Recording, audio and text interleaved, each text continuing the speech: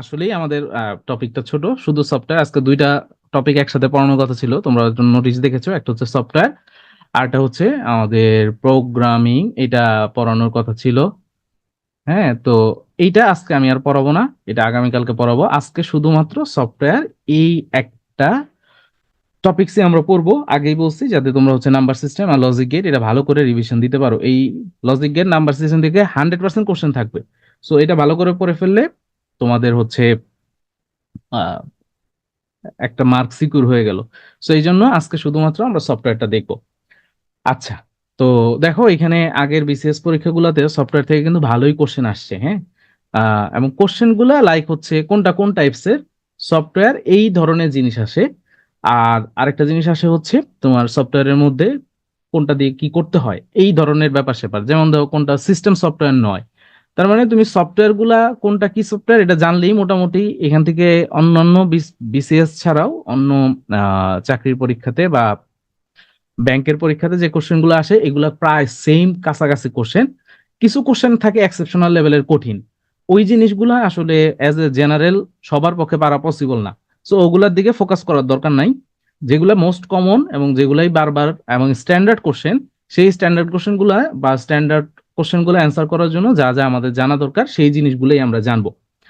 তো তারপরে আসছে দেখো কোনটা ওপেন সোর্স সফটওয়্যার, এগুলো সবই হচ্ছে সফটওয়্যারের প্রকারভেদ। হ্যাঁ, ওপেন সোর্স বা ক্লোজ সোর্স এগুলো সবই সফটওয়্যারের প্রকারভেদ। সো প্রকারভেদ গুলো জানলেই আমাদের এগুলো মোটামুটি পড়া হয়ে যাবে। একটা কোশ্চেন ছিল 41তম এপিআই মানে কি, এটা মানে হচ্ছে অ্যাপ্লিকেশন প্রোগ্রাম ইন্টারফেস। তারপরে ছিল হচ্ছে মাইক্রোসফটের প্রথম প্রোগ্রাম কোনটি, মানে এটা মেইনলি অপারেটিং সিস্টেম গুলো দেয়া ছিল। তো মাইক্রোসফটের প্রথম অপারেটিং সিস্টেম আমরা যেটা এখন উইন্ডোজ 11 চালাই, সো ওরা সর্বপ্রথম যেটা নিয়ে আসছিল তার নাম ছিল এমএস ডস। ডিক ডিস্ক ফ্রাগমেন্টেশন নিয়ে একটা কোশ্চেন ছিল। তারপর হচ্ছে ব্যাকআপ প্রোগ্রাম বলতে কি বোঝায়, এটা তো আমরা বুঝি যে আরে আমার ব্যাকআপ আছে পিছনে। ওই ব্যাকআপ না, এই ব্যাকআপ মানে হচ্ছে ফাইল কপি করা। আর কম্পিউটারের সফটওয়্যার বলতে আসলে কি বোঝায়, সফটওয়্যার হচ্ছে প্রোগ্রাম বা কর্ম পরিকল্পনা, তুমি কি কি কাজ করবা এই জিনিসটা বোঝায়। So এগুলা আমাদের আগের বিসিএস এ কোশ্চেন এগুলা ছিল। তবে রিসেন্ট যে কোশ্চেন গুলা হচ্ছে যেমন ওপেন সোর্স আর সিস্টেম সফটওয়্যার এই টাইপস এর কোশ্চেনই নর্মালি বেশি আসে। তো আসো আমরা যাই, এই টপিকটা খুবই সহজ, আহামরি তেমন বোঝার কিছু নাই। তো সফটওয়্যার কি জিনিস, সফটওয়্যার আমরা যে বিভিন্ন ধরনের সফটওয়্যার ইউজ করি, লাইক তুমি এখন হচ্ছে জুম দিয়ে ক্লাসে জয়েন করেছো। সো জুম হচ্ছে একটা সফটওয়্যার। তো সফটওয়্যার কি, সফটওয়্যার হচ্ছে প্রোগ্রাম, আমরা যে প্রোগ্রামিং বলি না, এই সফটওয়্যার গুলো কি করি আমরা প্রোগ্রামিং ল্যাঙ্গুয়েজ দিয়ে লিখি। সো কম্পিউটার কোন কাজ কিভাবে করবে বা কিভাবে করতে চায় বা আমি কি চাই সেই জিনিসটাই হচ্ছে আসলে সফটওয়্যার। সফটওয়্যার যেটা করে আমার কম্পিউটারে যে হার্ডওয়্যার গুলা আছে সেই হার্ডওয়্যার গুলা যাতে আমি ভালোভাবে ব্যবহার করতে পারি। যেমন হচ্ছে এখন আমি মাইক্রোফোন ইউজ করছি, হেডফোন ইউজ করছি কি করতে, ক্লাস নেওয়ার জন্য বা তোমাদের কথা, যদিও শুনি না তোমাদের কথা। সো শোনার জন্য আমরা হচ্ছে এখন একটা সফটওয়্যার ইউজ করছি। সো ও কি করছে, সফটওয়্যারটা কি করছে, আমি একটা ব্যবহারকারী এবং আমার যে হার্ডওয়্যার গুলো আমি ব্যবহার করতে চাই এগুলোর মধ্যে সংযোগ করাই দিছে। কে সংযোগ করছে, এখন এখন জুম সংযোগ করিয়ে দিয়েছে। সো এইটা হচ্ছে সফটওয়্যারের মেইন কাজ। হ্যাঁ, সে আহ ব্যবহারকারী এবং হার্ডওয়্যারের মধ্যে সংযোগ রক্ষা করে। আমরা যে জিনিসটা চালাতে চাই, আমরা যে বিভিন্ন ধরনের ইনস্ট্রুমেন্ট বা হার্ডওয়্যার যেগুলা রান করতে চাই বা ইউজ করতে চাই, সফটওয়্যারটা এই জায়গাটাতে আমাদেরকে হেল্প করে। এবং সফটওয়্যারটা হচ্ছে কম্পিউটার সিস্টেমের মধ্যে সবচেয়ে গুরুত্বপূর্ণ। এবং অপারেটিং সিস্টেম একটু পরে আমরা ইন ডিটেলসে পড়বো। অপারেটিং সিস্টেম এটা একটা সফটওয়্যার, অপারেটিং সিস্টেম না থাকলে তোমার কম্পিউটার তুমি চালাতেই পারবে না। তো এই জন্য সবচেয়ে গুরুত্বপূর্ণ অংশ কোনটা, সবচেয়ে গুরুত্বপূর্ণ অংশ হচ্ছে সফটওয়্যার। এবং এটার একটা নাম আছে, সেটার নাম হচ্ছে, এটাকে অপারেশন প্রোগ্রামও বলা হয়। তো দেখো এটা সর্বপ্রথম শব্দটা ব্যবহার করছিল টুকি, জন টুকি। এবং সফটওয়্যারের কিছু বৈশিষ্ট্য আছে, যেমন এটাকে কম্পিউটারের প্রাণ শক্তি বলা হয়। এই ধরনের কোশ্চেন থাকতে পারে যে কম্পিউটারের প্রাণ শক্তি বলা হয় কাকে, সো সফটওয়্যার। এবং তুমি চাইলেও সফটওয়্যারকে ধরতে পারবে না। এবং এটা আমাদের হার্ডওয়্যারের দক্ষতা বৃদ্ধি করে, দ্যাটস অল। তবে এই লাইনটা সবচাইতে বেশি ইম্পর্টেন্ট, এইটা তোমরা অবশ্যই ভালো করে পড়বা, 3 স্টার। যে সফটওয়্যার ব্যবহারকারী এবং হার্ডওয়্যারের মধ্যে ইন্টারফেস বা কানেকশন ক্রিয়েট করার জন্য ব্যবহৃত হয়। তো সফটওয়্যার মূলত দুই রকমের, একটা হচ্ছে সিস্টেম সফটওয়্যার আর একটা হচ্ছে অ্যাপ্লিকেশন সফটওয়্যার। তো সিস্টেম সফটওয়্যার কি জিনিস, সিস্টেম সফটওয়্যারের একটা উদাহরণ দিলে বুঝবা। যেমন একটু আগেই বলছি অপারেটিং সিস্টেম একটা সিস্টেম সফটওয়্যার, এই যে আমরা যে উইন্ডোজ ইউজ করি, উইন্ডোজ। আবার যারা একটু ধনী ব্যক্তি তারা হচ্ছে অ্যাপেল ইউজ করে। সো অ্যাপেলের মধ্যে কি থাকে, ম্যাক ওএস থাকে, ম্যাকের অপারেটিং সিস্টেম থাকে একটা আলাদা। সো এটার আরো এক্সাম্পল আছে, ধরো তোমরা যারা স্যামসাং ইউজ করো, স্যামসাং মোবাইল কিছু ইউজ করো, তাই না? তারপরে হচ্ছে কেউ হচ্ছে শাওমি ইউজ করো, কেউ অ্যাপেল ইউজ করো। দেখবা এগুলা এক একটার ইন্টারফেস এক এক রকম, মানে এক একটার স্টাইল এক এক রকম, তাই না? So, তোমার স্যামসাং এর দেখবা যে মেনুগুলা একরকম, আইফোনের আবার মেনুগুলা আরেক রকম। সো এই জিনিসটাই আসলে অপারেটিং সিস্টেম। আমরা যেরকম বেশিরভাগই কি ইউজ করি, উইন্ডোজ ইউজ করি, এরকম আরো অনেক কিছু আছে, যেমন লিনাক্স নামে একটা অপারেটিং সিস্টেম আছে। সো এই যে অপারেটিং সিস্টেম গুলা বা এটার সাথে আরো কিছু সফটওয়্যার আছে, সো এগুলাকে আমরা বলি সিস্টেম সফটওয়্যার। তো সিস্টেম সফটওয়্যারটা কি, এটা নিম্ন স্তরের প্রোগ্রামিং ভাষায় লেখা হয়। কালকে যখন আমরা প্রোগ্রামিং শিখবো তখন দেখবো যে কিছু আছে হচ্ছে নিচু স্তরের বা নিম্ন স্তরের প্রোগ্রামিং ল্যাঙ্গুয়েজ, কিছু হচ্ছে হাই লেভেল প্রোগ্রামিং ল্যাঙ্গুয়েজ। তো নিম্ন স্তরের প্রোগ্রামিং ভাষায় নর্মালি এই সিস্টেম সফটওয়্যার গুলা লেখা হয়, এবং এটার প্রোগ্রামিং খুব জটিল। তোমার যদি বলে একটা অপারেটিং সিস্টেম বানাই দাও, সো এটা আসলে সবাই পারবে না, এটা খুব জটিল একটা কাজ। এই আর নিম্ন স্তরের ভাষাগুলোও জটিল। তো এবং এই সিস্টেম সফটওয়্যার এটা স্বাধীনভাবে চলতে পারে। কেন এটাকে আসলে স্বাধীন বলছে? স্বাধীন মানে সে নিজে নিজে চলতে পারে। ধরো তোমার কম্পিউটারে মানে সিস্টেম সফটওয়্যার নাই, তুমি কোনো সফটওয়্যারই চালাইতে পারবে না। তুমি তোমার উইন্ডোজ যদি না থাকে, তাহলে তুমি জুম কিভাবে চালাবা, পাওয়ার পয়েন্ট কিভাবে ইউজ করবা, তুমি কোনো কিছুই ইউজ করতে পারবা না। কিন্তু সিস্টেম সফটওয়্যার সে নিজে নিজে চলতে পারে। একটা সিস্টেম সফটওয়্যার সে কিছু কাজ করার ক্ষমতা রাখে, তার অ্যাপ্লিকেশন সফটওয়্যার না হলেও চলে। সো সিস্টেম সফটওয়্যার স্বাধীনভাবে চলতে পারে। সো এখানে দেখো কিছু এক্সাম্পল দেয়া আছে, যেমন উইন্ডোজ, ম্যাক, অ্যান্ড্রয়েড, লিনাক্স, এগুলো সবই হচ্ছে অপারেটিং সিস্টেম। এছাড়াও আরো কিছু আছে, আমরা পরে দেখব, কম্পাইলার বা অ্যাসেম্বলার, এগুলোকেও আমরা সিস্টেম সফটওয়্যার বলি। তার মানে সিস্টেম সফটওয়্যার হচ্ছে নর্মালি তোমরা যে সফটওয়্যার গুলা ইউজ করো, যেমন তোমরা গান শোনার জন্য কিছু সফটওয়্যার ইউজ করো, মুভি দেখার জন্য ইউজ করো, তাই না? ভিএলসি ইউজ করো বা হচ্ছে গেম প্লেয়ার ইউজ করো। সো এগুলা হচ্ছে অ্যাপ্লিকেশন সফটওয়্যার, যেগুলো দিয়ে আমরা আমরা অ্যাপস বলি। তোমাদের মোবাইলে অনেক অ্যাপস থাকে না, যেমন টেলিগ্রাম তোমাদের একটা অ্যাপস, হ্যাঁ, তো কি বলে, মেসেঞ্জার একটা অ্যাপস। সো এগুলো হচ্ছে অ্যাপ্লিকেশন সফটওয়্যার নর্মালি আমরা যেগুলো ইউজ করি। এবং তোমার কম্পিউটার বা মোবাইলের মধ্যে আরেকটা জিনিস আছে, যেটা কি বললাম, উইন্ডোজ বা হচ্ছে অ্যান্ড্রয়েড। তোমরা তো অ্যান্ড্রয়েড চিনো, তাই না? এই যে যে বলো অ্যান্ড্রয়েড বা হচ্ছে অ্যাপেলেরটাকে কি বলো, অ্যাপেলেরটার নাম কি, আইওএস বলে, তাই না? আইওএস বলে। সো এই জিনিসটা হচ্ছে অপারেটিং সিস্টেম। আচ্ছা, আর অ্যাপ্লিকেশন সফটওয়্যার কথা তো বললাম। অ্যাপ্লিকেশন সফটওয়্যারটা হচ্ছে আমরা নর্মালি যে সফটওয়্যার গুলা বা অ্যাপস গুলা আমরা ইউজ করি, সেগুলো হচ্ছে application software. So application software গুলো উঁচু স্তরের প্রোগ্রামিং ভাষায় লেখা হয়, যেমন পাইথন দিয়ে আমরা অনেক সফটওয়্যার বা হচ্ছে অ্যাপ্লিকেশন সফটওয়্যার বানাই। সো এগুলো উঁচু স্তরের প্রোগ্রামিং ভাষায় লেখা হয়, এবং এগুলোর প্রোগ্রামিং করা সহজ। তুমি চাইলে তুমি নিজেও একটা সফটওয়্যার মেক করতে পারবা, এটা আহামরি খুব কঠিন না। যত জটিল সফটওয়্যার মেক করতে হবে, তত জটিল তোমার হচ্ছে প্রোগ্রামিং ল্যাঙ্গুয়েজ ইউজ করতে হবে। এবং এটা হচ্ছে ব্যবহারকারীর প্রয়োজনীয়তা অনুযায়ী ইনস্টল করা যায়। অ্যাপ্লিকেশন সফটওয়্যারটা তোমার একটা সফটওয়্যার দরকার, তুমি ইনস্টল করবা, যেটা দরকার নাই সেটা আনইনস্টল করে দিবা। ব্যাপারগুলো হচ্ছে এরকম। এখন এইখানে এক্সাম্পল গুলো দেখলি তুমি বুঝতে পারবা, যেমন তুমি গুগল ক্রোম ইউজ করো, মাইক্রোসফট ওয়ার্ড, এক্সেল, এরপর হচ্ছে আমরা যে পিকচার এডিট করার জন্য অ্যাডব ইলাস্ট্রেটর, তারপর হচ্ছে পাওয়ার পয়েন্ট, ওরাকল, এই জিনিসগুলো হচ্ছে আমাদের অ্যাপ্লিকেশন সফটওয়্যার। মানে নর্মালি আমরা আমাদের বিভিন্ন কাজ করার জন্য যে সফটওয়্যার গুলো ইউজ করি। তাহলে সহজ ভাষায় বুঝো, একটা হচ্ছে সিস্টেম সফটওয়্যার। সিস্টেম সফটওয়্যার হচ্ছে একটা কম্পিউটার বা একটা মোবাইলও কাইন্ডস অফ কম্পিউটার। সো এগুলা রান করার জন্য যে সফটওয়্যার গুলা লাগে, এটার ভিতরে যেটা থাকে, সেটাকে আমরা বলি হচ্ছে সিস্টেম সফটওয়্যার। লাইক হচ্ছে উইন্ডোজ, লিনাক্স, অ্যান্ড্রয়েড, এই জিনিসগুলো হচ্ছে আমার সিস্টেম সফটওয়্যার। এবং পরবর্তীতে আমরা আমাদের বিভিন্ন কাজের জন্য, যেমন তোমরা ছবি এডিট করার জন্য একটা সফটওয়্যার ইউজ করো, তারপর হচ্ছে অনলাইনে ক্লাস করার জন্য ইউজ করো, একটা ব্রাউজার ইউজ করো, এগুলো হচ্ছে অ্যাপ্লিকেশন সফটওয়্যার। আচ্ছা, এখন আসো আমরা একটু সিস্টেম সফটওয়্যার মানে অ্যাপ্লিকেশন সফটওয়্যারের প্রকারভেদ যদি দেখি, তাহলে সিস্টেম সফটওয়্যারকে আমরা নর্মালি তিন ভাগে ভাগ করি। একটা হচ্ছে অপারেটিং সিস্টেম, একটা হচ্ছে ডিভাইস ড্রাইভার, একটা হচ্ছে ইউটিলিটি সফটওয়্যার। আর অন্যদিকে অ্যাপ্লিকেশন সফটওয়্যার যেগুলা, এগুলাকে নর্মালি দুই ভাগে ভাগ করা হয়, একটা কাস্টমাইজ আর একটা হচ্ছে প্যাকেজ। এই পাঁচটা সম্পর্কে আমাদের একটু ডিটেইলস জানতে হবে। তো প্রথমে আমরা সিস্টেম সফটওয়্যার গুলো একটু দেখি। তো সিস্টেম সফটওয়্যার প্রথমে ছিল হচ্ছে অপারেটিং সিস্টেম। সো অপারেটিং সিস্টেমটা হচ্ছে অপারেটিং সিস্টেমের মেইন কাজ যেটা, সেটা হচ্ছে যে সে একটা ইউজার ইন্টারফেস প্রোভাইড করে। এখন ইউজার ইন্টারফেস কি জিনিস? ধরো তোমার হাতে একটা কলম আছে, তুমি কিছু লিখতে চাও, কই লিখবা? লেখার মতো কিছু নাই, তাহলে তুমি লিখবা কোথায়?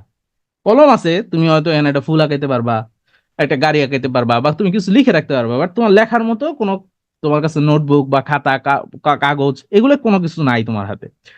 সো অপারেটিং সিস্টেম যেটা, সে তোমার একটা বোর্ড দিবে, বোর্ড বা একটা খাতা দিবে বা একটা কাগজ দিবে, যে জায়গায় তুমি কিছু লিখতে পারবা বা কিছু করতে পারবা। সো সিমিলারলি এই অপারেটিং সিস্টেম আমাদেরকে এরকম একটা বোর্ড বা একটা ইন্টারফেস প্রোভাইড করে। তোমার মোবাইলের মধ্যে এই যে এখানে দেখা যায় যে কি বলে, এখানে ছোট ছোট মেনু আছে, তাই না? আবার একদম শুরুতে এখানে একটা ঘড়ি দেখা যায়, বা যেটাই হোক। সো এইটা হচ্ছে একটা ইন্টারফেস, আমরা এটাকে ইন্টারফেস বলি। সো অপারেটিং সিস্টেম আমাদেরকে ইন্টারফেস দেয়, এবং এক একটা অপারেটিং সিস্টেমের ইন্টারফেস আলাদা। লাইক উইন্ডোজের ইন্টারফেস একরকম, আমাদের উইন্ডোজে আমরা ক্রস হচ্ছে এই পাশে, তাই না?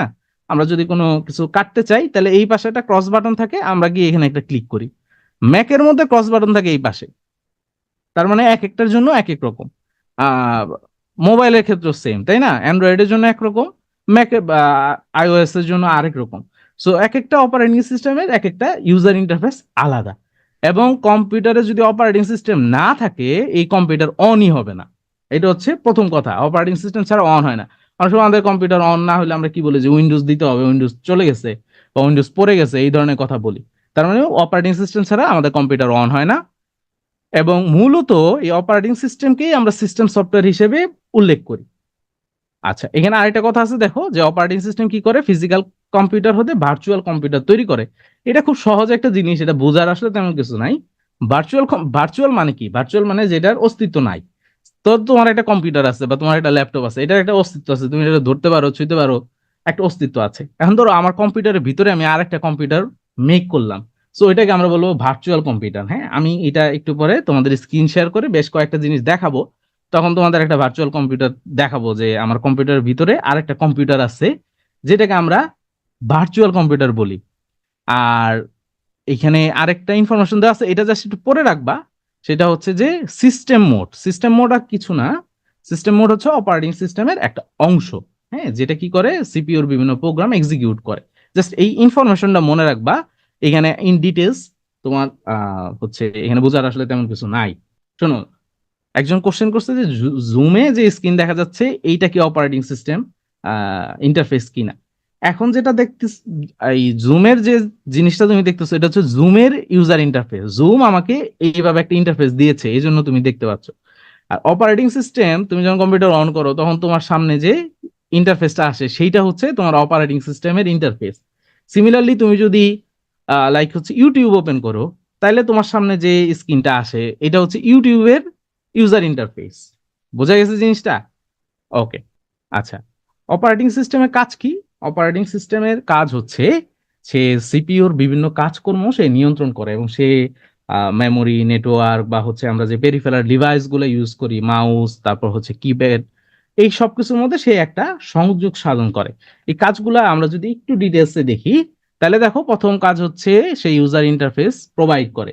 ইউজার ইন্টারফেস তোমরা আচ্ছা, একটু পরে আমি দেখাচ্ছি, স্ক্রিন শেয়ার করে আমি ইউজার ইন্টারফেস কোনটা এটা দেখাই দিচ্ছি, টেনশনের কিছু নাই। সেকেন্ড কাজ যেটা, এটা খুব ইম্পর্টেন্ট, সে হচ্ছে রিসোর্স ম্যানেজ করে। রিসোর্স ম্যানেজমেন্ট কি জিনিস? এই যে একটু আগে বললাম যে আমাদের যে বিভিন্ন পেরিফেরাল ডিভাইস আছে, মাউস, কিবোর্ড, প্রিন্টার, মনিটর, এই সকল জিনিসগুলাকে সে কম্পিউটারের সাথে কানেক্ট করা, কাজ করা, এই জিনিসগুলা এই আমাদের অপারেটিং সিস্টেমই আমাদের করে দেয়। তিন নাম্বার হচ্ছে সে একটা সিকিউরিটি প্রদান করে। তোমরা দেখবা উইন্ডোজ কি আছে, একটা ফায়ারওয়াল আছে, বা উইন্ডোজের এটা কি বলে, উইন্ডোজ ডিফেন্ডার বলে। উইন্ডোজ ডিফেন্ডার বলে একটা কথা আছে, ও হচ্ছে কি, এই জিনিসটা তোমাকে একটা সিকিউরিটি দেয় তোমার কম্পিউটারে, যাতে কোনো ধরনের ম্যালওয়্যার, ভাইরাস এগুলো যাতে না ঢুকতে পারে, সে এই ব্যবস্থাটা করে। সো এইটা আমাদেরকে সিকিউরিটি প্রদান করে। আর আমরা কি করি, আমরা হচ্ছে কোনো সফটওয়্যার ইনস্টল করার সময় এই সফটওয়্যার যদি ইনস্টল না হইতে চায়, তাহলে আগে ডিফেন্ডারটা বন্ধ করে নেই, যে ডিফেন্ডারের কারণে এটা ইনস্টল হচ্ছে না। তো বেচারা চাইছিল তোমার সিকিউরিটি দেওয়ার জন্য, তুমি বললো যে ভাই আমার সিকিউরিটি দেওয়ার দরকার নেই, আমার কম্পিউটারে যাতে চোর ঢোকে তো সেই ব্যবস্থা আমি করে দেই।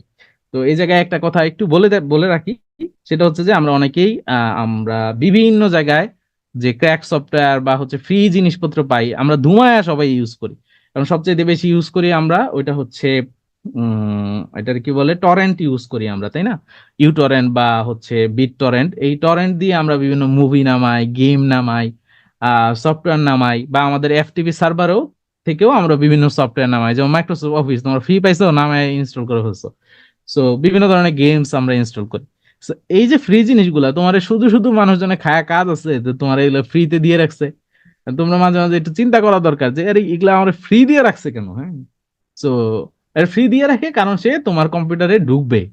হ্যাঁ, তো এত এখনো ঢুকে নাই, বাট সে কোনো না কোনো সময় হইতে পারে যে তোমার কম্পিউটারে থেকে সে ডাটা টাটা সব চুরি করে নিয়ে যাবে।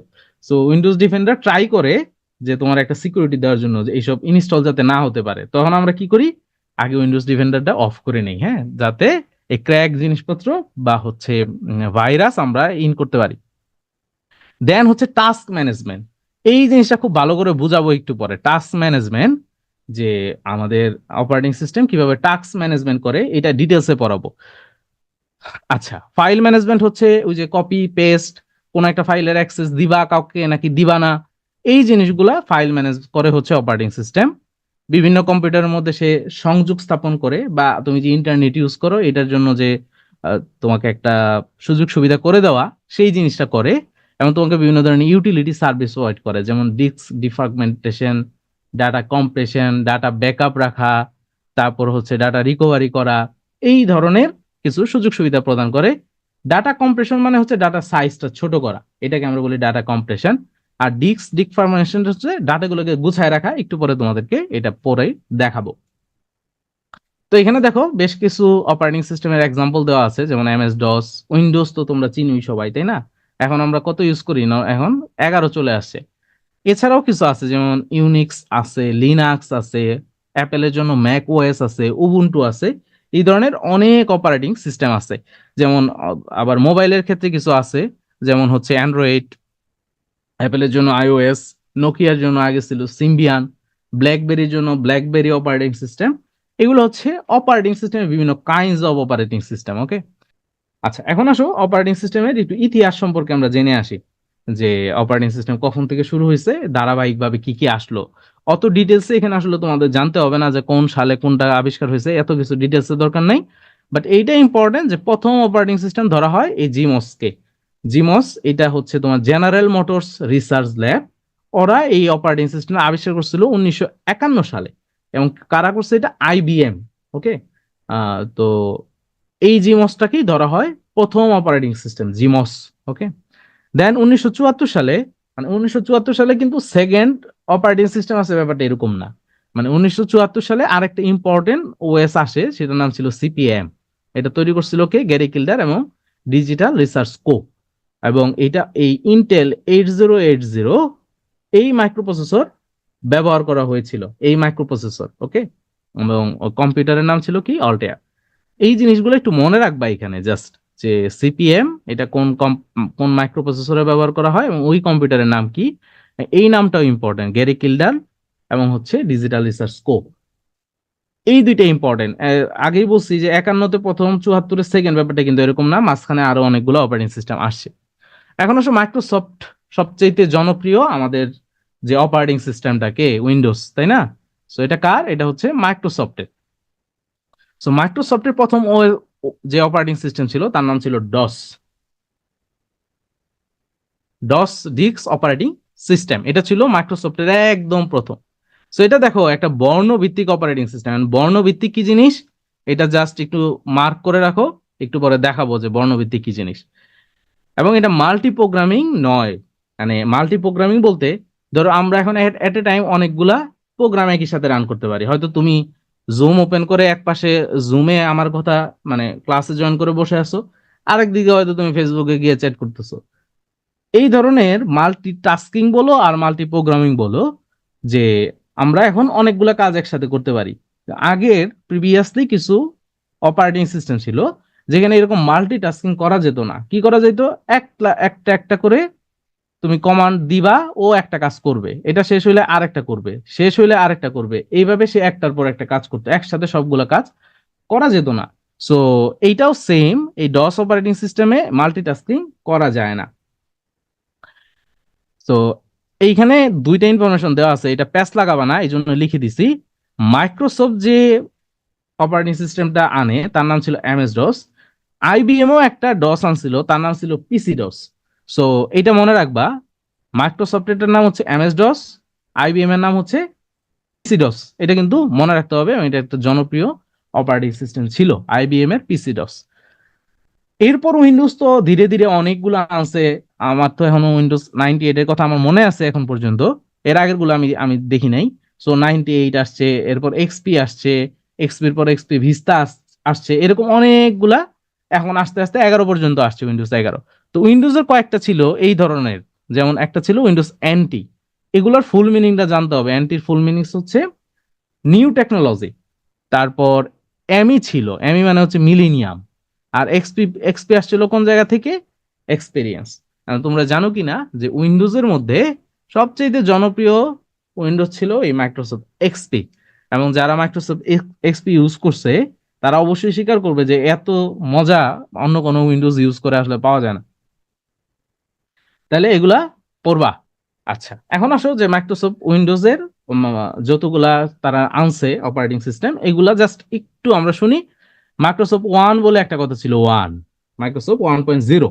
সো এটা ছিল প্রথম চিত্রভিত্তিক ইউজ ইন্টারফেস ভার্সন। তো একটু আগে দেখছিলাম হচ্ছে বর্ণভিত্তিক, তো এখন আসছে চিত্রভিত্তিক। তার মানে একটা হচ্ছে ক্যারেক্টার বা বর্ণ ইউজ করে আর একটা চিত্র ইউজ করে। একটু পরে দেখাবো যে কোনটা বর্ণ আর কোনটা চিত্র। দেন আসছে হচ্ছে উইন্ডোজ 95। এটা কত ছিল এটা মনে রাখবা, উইন্ডোজ 95 এবং 98 দুইটা কত বিটের, 32 বিটের। সো এই 95-এ সর্বপ্রথম স্টার্ট মেনু ব্যবহার করা হয়। সো এটা ইম্পর্টেন্ট, হ্যাঁ, যে স্টার্ট মেনু, আমাদের এই যে নিচে গোল্লা একটা স্টার্ট মেনু আছে না, সো ওই স্টার্ট মেনুটা সর্বপ্রথম ব্যবহার করা হয়েছিল 95-এ, উইন্ডোজ 95। তারপর উইন্ডোজ 2000 আসছে, এটা ছিল উইন্ডোজ এনটি, ওই যে একটু আগে যেটা দেখলাম উইন্ডোজ নিউ টেকনোলজি, সেটা সর্বশেষ সংস্করণ ছিল। এক্সপি ছিল সবচেয়ে জনপ্রিয় ভার্সন, এটা আসছে কবে, 2001 সালে, এবং এক্সপির ফুল মিনিং হচ্ছে এক্সপেরিয়েন্স। তারপর আসলো ভিস্তা। ভিস্তাতে 64 বিট ইউজ করা যেত, মানে ওই যে 32 বিট 64 বিট, তোমাদের কিন্তু আগের ক্লাসগুলোতে বলেছিলাম। দেন উইন্ডোজ 7 আসছে, তারপর আসছে কত, উইন্ডোজ 8, 10, এরপর আসছে 11, 5 অক্টোবর 2021 সালে। সো এই হচ্ছে মোটামুটি মাইক্রোসফট উইন্ডোজ, মাইক্রোসফটের যে অপারেটিং সিস্টেম গুলা উইন্ডোজের তারা আনছে এই জিনিসগুলা। তা 1 থেকে 1, তারপর আসছে 95, 98, 2000 এক্সপি, তারপর আছে ভিস্তা 7, 8, 10, 11। ওকে, আচ্ছা, তাহলে এই হচ্ছে আমাদের উইন্ডোজ। দেন আসো আরেকটা অপারেটিং সিস্টেম, এটা একটা আলাদা অপারেটিং সিস্টেম, তার নাম হচ্ছে ইউনিক্স। উইন্ডোজ ম্যাক ওএস এর মতো এটা আলাদা একটা অপারেটিং সিস্টেম। ইউনিক্স কত সালে আবিষ্কার হয়েছে দেখো, 1969 সালে। বেল ল্যাবে আবিষ্কার হয়, কারা করে, কিম টনসন আর হচ্ছে ডেনিস রিচি, এই দুইজন মিলে এই ইউনিক্সটা বানিয়েছে। এই ইউনিক্সটা কিন্তু খুব দুর্দান্ত একটা অপারেটিং সিস্টেম, আমরা নর্মালি ইউজ করি না, বাট এটা কিন্তু খুব পপুলার একটা, মানে আমরা বাঙালিরা, মানে কমন ইন জেনারেল পিপল কিন্তু আমরা নর্মালি ইউনিক্স ইউজ করি না, বাট আমরা ইউজ করি উইন্ডোজ। কিন্তু এটা খুব দুর্দান্ত একটা অপারেটিং সিস্টেম। আহ এইটা তুমি দেখো, সুপার কম্পিউটার থেকে শুরু করে সব কম্পিউটারেই এই ইউনিক্সটা ব্যবহার করা যায়। এবং এটা একটা মাল্টি ইউজার, মাল্টিটাস্কিং এবং time sharing operating system. Time শেয়ারিংটা আগে বলছিলাম যে একই সাথে একটা কম্পিউটার অনেকেই যদি ইউজ করতে পারে তাকে আমরা টাইম শেয়ারিং বলি। মাল্টিটাস্কিং মানে তো জানোই যে একই সাথে তুমি অনেকগুলা কাজ করতে পারবা। এরপর আসো লিনাক্স। লিনাক্স আর ইউনিক্স দুইটা সেম।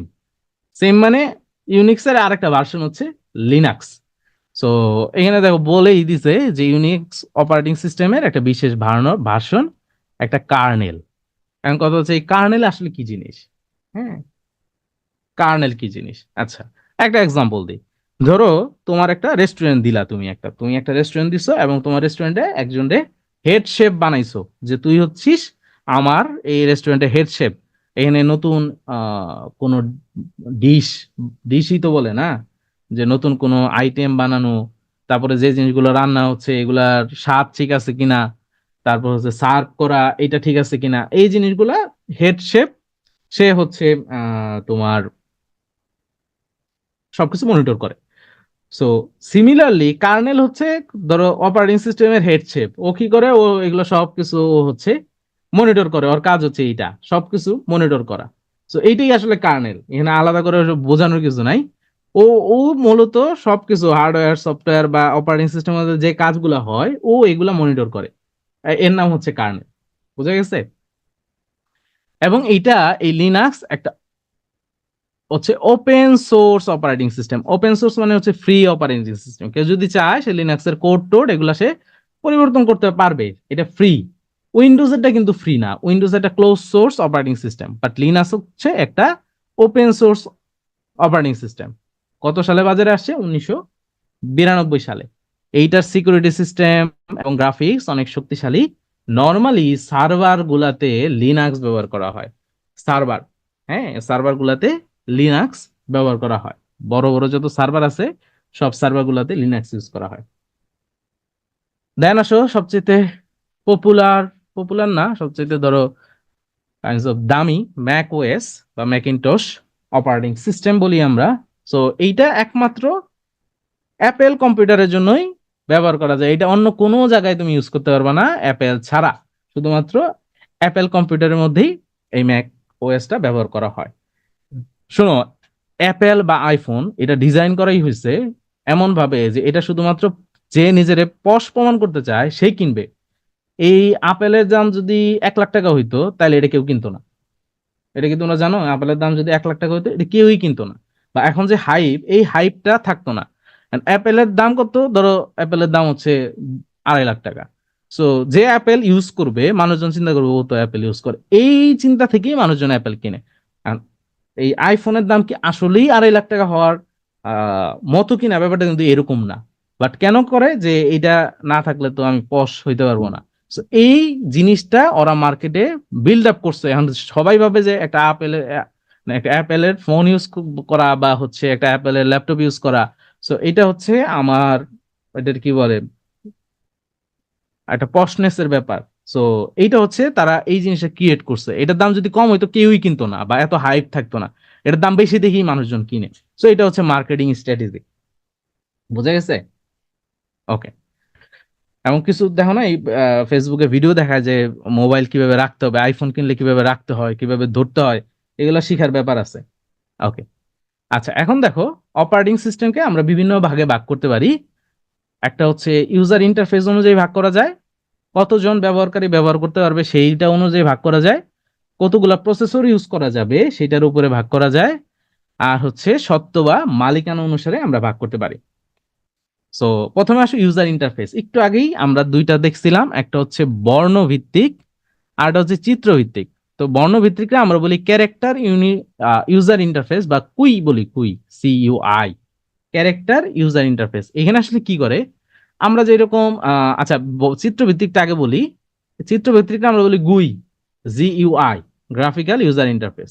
ধরো তোমার যে উইন্ডোজটা এটা হচ্ছে একটা গ্রাফিক্যাল ইউজার ইন্টারফেস। তুমি কিভাবে ইউজ করো?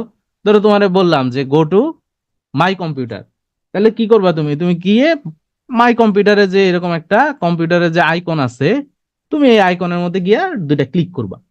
তো এইটা হচ্ছে গ্রাফিক্যাল ইউজার ইন্টারফেস, যেখানে তুমি চিত্রের মধ্যে ক্লিক ক্লিক করে কাজ করতে পারবা। আর কুই কোনটা? কুই হচ্ছে এখানে কমান্ড লিখতে হয়, এরকম একটা কমান্ড প্রম্পট থাকে, কমান্ড প্রম্পট উইন্ডোজ এর মধ্যে আছে।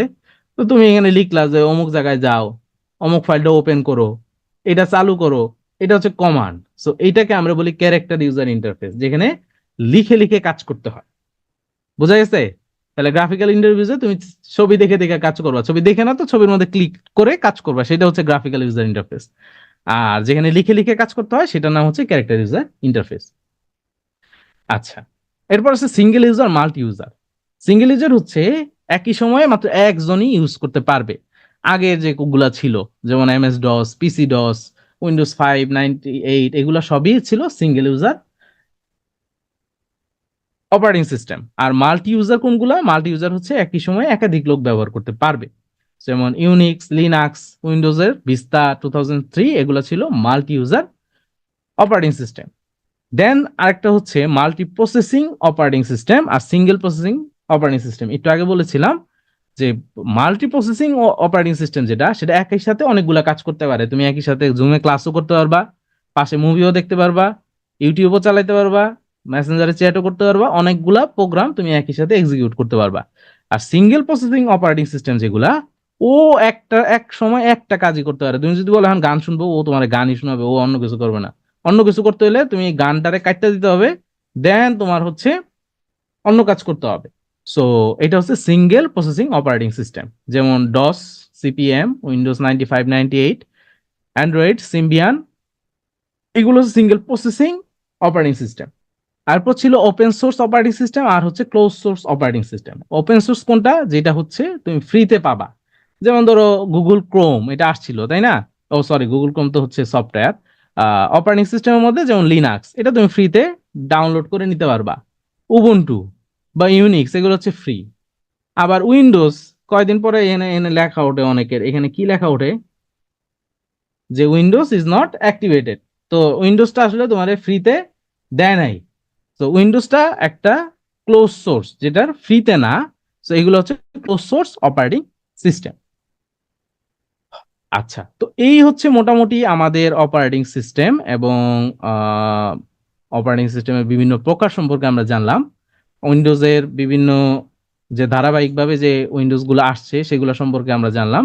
তো এই হচ্ছে আমাদের মোটামুটি অপারেটিং সিস্টেম। তো অপারেটিং সিস্টেম রিলেটেড আরো দুইটা জিনিস আছে, এই দুইটা জিনিস দেখো তাহলে আরো অনেক কিছু ক্লিয়ার হয়ে যাবে। তো একটা হচ্ছে সোয়াপিং। সোয়াপিং জিনিসটা আসলে কি? এটা হচ্ছে অপারেটিং সিস্টেমের একটা মেমোরি ম্যানেজমেন্ট প্রক্রিয়া। মেমোরি ম্যানেজমেন্ট বলতে কি বোঝায়? ধরো তোমার একটা ড্রয়ার আছে, তোমার একটা ড্রয়ারের মধ্যে অনেক যন্ত্রপাতি আছে। And এর মধ্যে কোনো একটা জিনিস তোমার তো বারবার ইউজ করতে হয়, বাট অনেক যন্ত্রপাতির ভিতরে হারায় যায় বারবার। তো তুমি তখন কি করো? যে যে জিনিসটা বেশি লাগে সেটা হয়তো তোমার টেবিলের মধ্যে তুমি উঠায় রাখছো, যে এটা আমার হাতের কাছে রাখি, একটু পরপরই আমার প্রয়োজন হয়। সো সিমিলারলি আমাদের অপারেটিং সিস্টেম যেটা করে, যে আমাদের ওই অপারেটিং সিস্টেমে যে ফাইলগুলা বারবার দরকার পড়ে, ও এগুলারে একটা মেমোরির মধ্যে বা একটা জায়গায় আলাদা করে রেখে দেয়। So, এই যে রেখে দেওয়ার প্রক্রিয়া, সেইটাকে বলা হয় সোয়াপিং। বোঝা গেছে জিনিসটা? মানে ওর যে জিনিসটা বেশি দরকার সেটা ও হাতের কাছে রাখছে। সো এইটাকে আমরা সোয়াপিং বলি। বুঝছো? সেকেন্ড যেটা, এটা হচ্ছে রাউন্ড রবিন। এই রাউন্ড রবিন থেকে প্রায় কোশ্চেন আসে। আচ্ছা, সোয়াপিং, সোয়াপিংটা হচ্ছে একটা মানে অপারেটিং সিস্টেমের যে জিনিসগুলা বেশি দরকার। ধরো অপারেটিং সিস্টেমে তো অনেক ফাইল টাইল, বুঝো না, এগুলো তো ফাইলের কাজ বা বিভিন্ন ডেটার কাজ। সো ও কি করে, যে ডেটাগুলা বা যে জিনিসগুলা ইনফরমেশন গুলো ওর জন্য বেশি প্রয়োজন বা সব সময় হাতের কাছে লাগে, সো ও ওগুলা কি করে, ধরো এগুলা হার্ড ডিস্কের মধ্যে ছিল, ও একটা আলাদা করে ওই হার্ড ডিস্কেরই একটা অংশকে ও ধরো এটাকে আলাদা করে বানাই রাখলো এবং তার ইনফরমেশন গুলো এখানে ঢুকায় রাখলো সব। তো ওর যখন লাগে ওইটা ও এখান থেকে টান দিয়ে নিয়ে ইউজ করে। সো এই জিনিসটাকে বলে সোয়াপিং। তো এটাকে আমরা ভার্চুয়াল মেমোরি বলি। ভার্চুয়াল মানে ব্যাপারটা হচ্ছে রিয়েল কিছু না, ভার্চুয়াল। সো ও ওই রিয়েলের মধ্যেই একটা অংশকে আলাদা করে বানায় রাখে। সো ওই জায়গা থেকে ওর ইনফরমেশন গুলা সবসময় আপ ডাউন করে। সো এটাকে আমরা সোয়াপিং বলি। সেকেন্ড যে জিনিসটা সেটা হচ্ছে রাউন্ড রবিন। রাউন্ড রবিন নামটা তোমরা হয়তো আহ অনেক জায়গায় শুনছো। আমরা অনেক সময় টুর্নামেন্ট যখন আয়োজন করি বলি রাউন্ড রবিন পদ্ধতিতে খেলা হবে, এই ধরনের একটা শব্দ আমাদের মধ্যে মোটামুটি পরিচিত। তো এই যে আমরা একই সাথে বিভিন্ন রকমের কাজ করি কম্পিউটারের মধ্যে, একটু আগে যে একটা এক্সাম্পল দিলাম যে তুমি হয়তো একই সাথে কম্পিউটারে গান শুনতেছো, গান শুনো, মুভি দেখো, তারপরে হচ্ছে আহ, হয়তো মাইক্রোসফট ওয়ার্ডে তুমি কাজ করতেছো, অনেকগুলা কাজ হয়তো তুমি একসাথে করো। তো তোমার আসলে কি মনে হয় এই একসাথে কাজগুলা সিপিইউ আসলে কিভাবে করে? সে একই সাথে এক্সিকিউট করে? তোমার যে কম্পিউটারের যে সিপিইউ আছে, ও কি করে এই তিনটারে একসাথে ও প্রসেস করে একসাথেই তোমার তুমি কম্পিউটারে দেখো? আসলে কিন্তু ব্যাপারটা এরকম না। হ্যাঁ, ব্যাপারটা আসলে কেমন আমি তোমারে একটা উম বই আঁকবো, এখানেই আঁকি। দাঁড়াও, এগুলো একটু মুছে দিই। সিপিইউ কিভাবে কাজ করে দেখো, খুব মজার জিনিস। ধরো ধরো তুমি মুভি দেখবা, ধরো তুমি টেলিগ্রাম চালাবা, আর হচ্ছে তুমি পাওয়ার পয়েন্টে তুমি ধরো স্লাইডটা দেখবা। এই তিনটা কাজ একসাথে ধরো সিপিইউতে গেল। এটা হচ্ছে আমাদের সিপিইউ।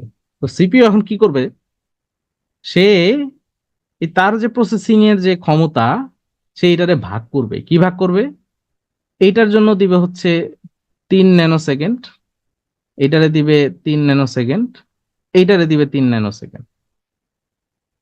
তো প্রথমে 3 ন্যানোসেকেন্ড তোমার মুভিটার এসে প্রসেস করবে, 3 ন্যানোসেকেন্ড করলো।